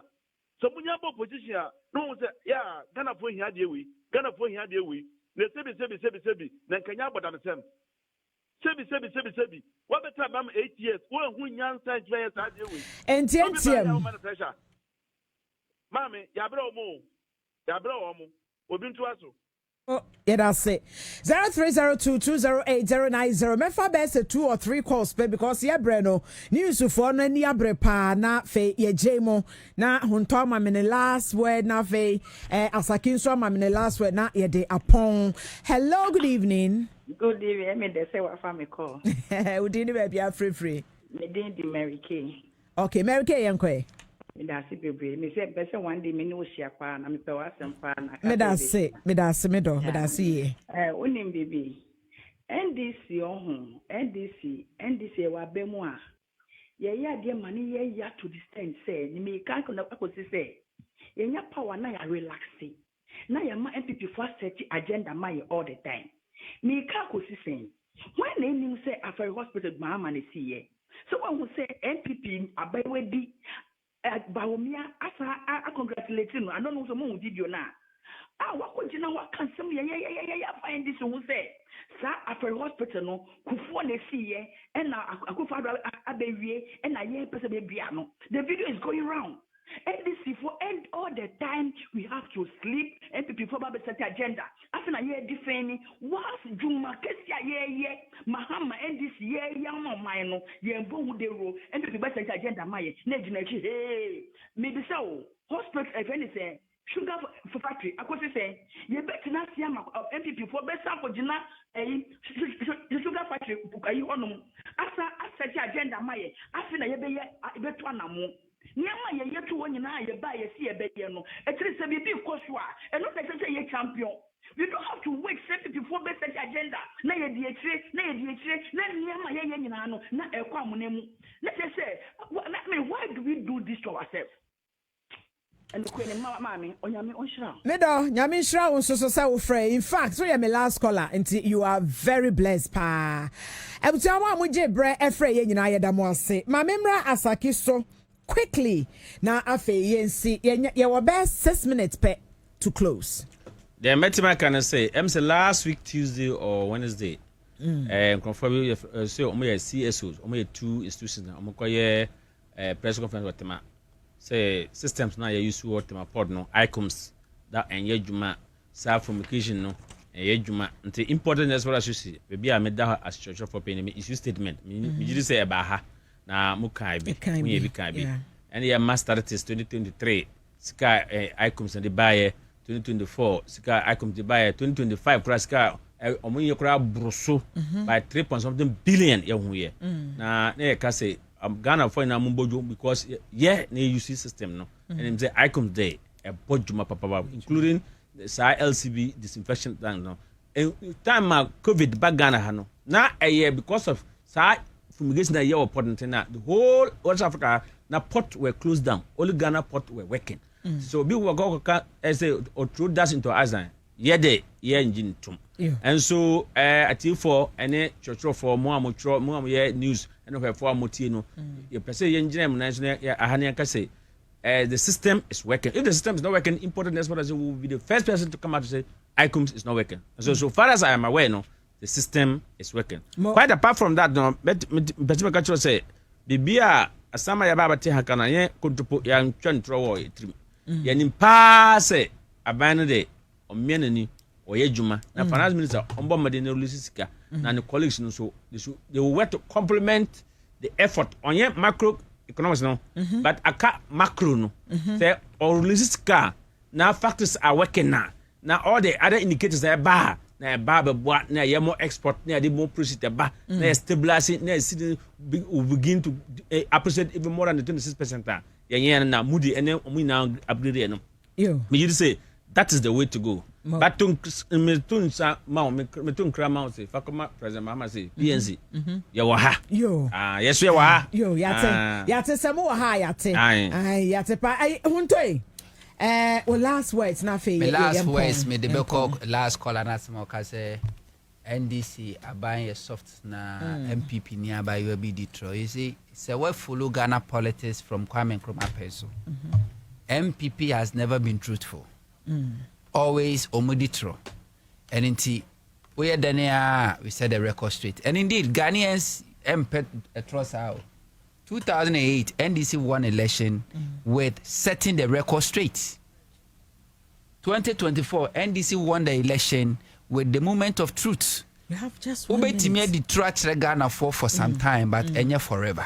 Yet Ghana obi an mse mahama ni sikiti market but yenya yema unmedwa de football Kumasi a almost kufo NDC market because for the sandboard eba be see honum. So don't be surprised obi beka say kufo an MPP ni see Afari hospital but the records are there. Because and you know you can lie but records no na NDC communicators no mo ya mistake the records are there no na entro no what's the NPP for channel na register in the midst of truth obi a na be so obi di tro no you can never stop the person obi di tro na wie but brand so a you can counter. You can counter. Very good. Moment of truth. So we counter there. Any na NDC for nkoye one homework here. Abusiafo, it's been 4 good hours. I yet now say no me no. And I know me and son no 9 no num no nsia. 4 good hours. And I have some war. It was the citizen show. So Kwabena Bobie Ansah the commander boham ono ena etna mu neja efia me befia ho kakra producers ns kwam kwache ns tweme down kwa Samuel Kofi Paite ena social media ena Kojon Kroma wode echo social media no eso ene yedidi enkobo bebre keka kansen bebre nia wote ye bia fa bi tu kotodwem ni nyina eya manyosam ena ye na ye de ayomai gan ye tia wo na so afa che Fache is answer for show hey Eben and answer but nipa panel members Samson Asaki Awingobet National Chairman PNC Dr. Samuel Ayi Presidential Aide Emma Government Communication and Afe Samuel Hunto a broadcast journalist one and a best soy in asne and ne ya wade ya this didn't show a bre wo from a fear Mamena Commander Bohamase for the biggest opportunity of a lifetime. Yawade Amami Seja. I say, Commander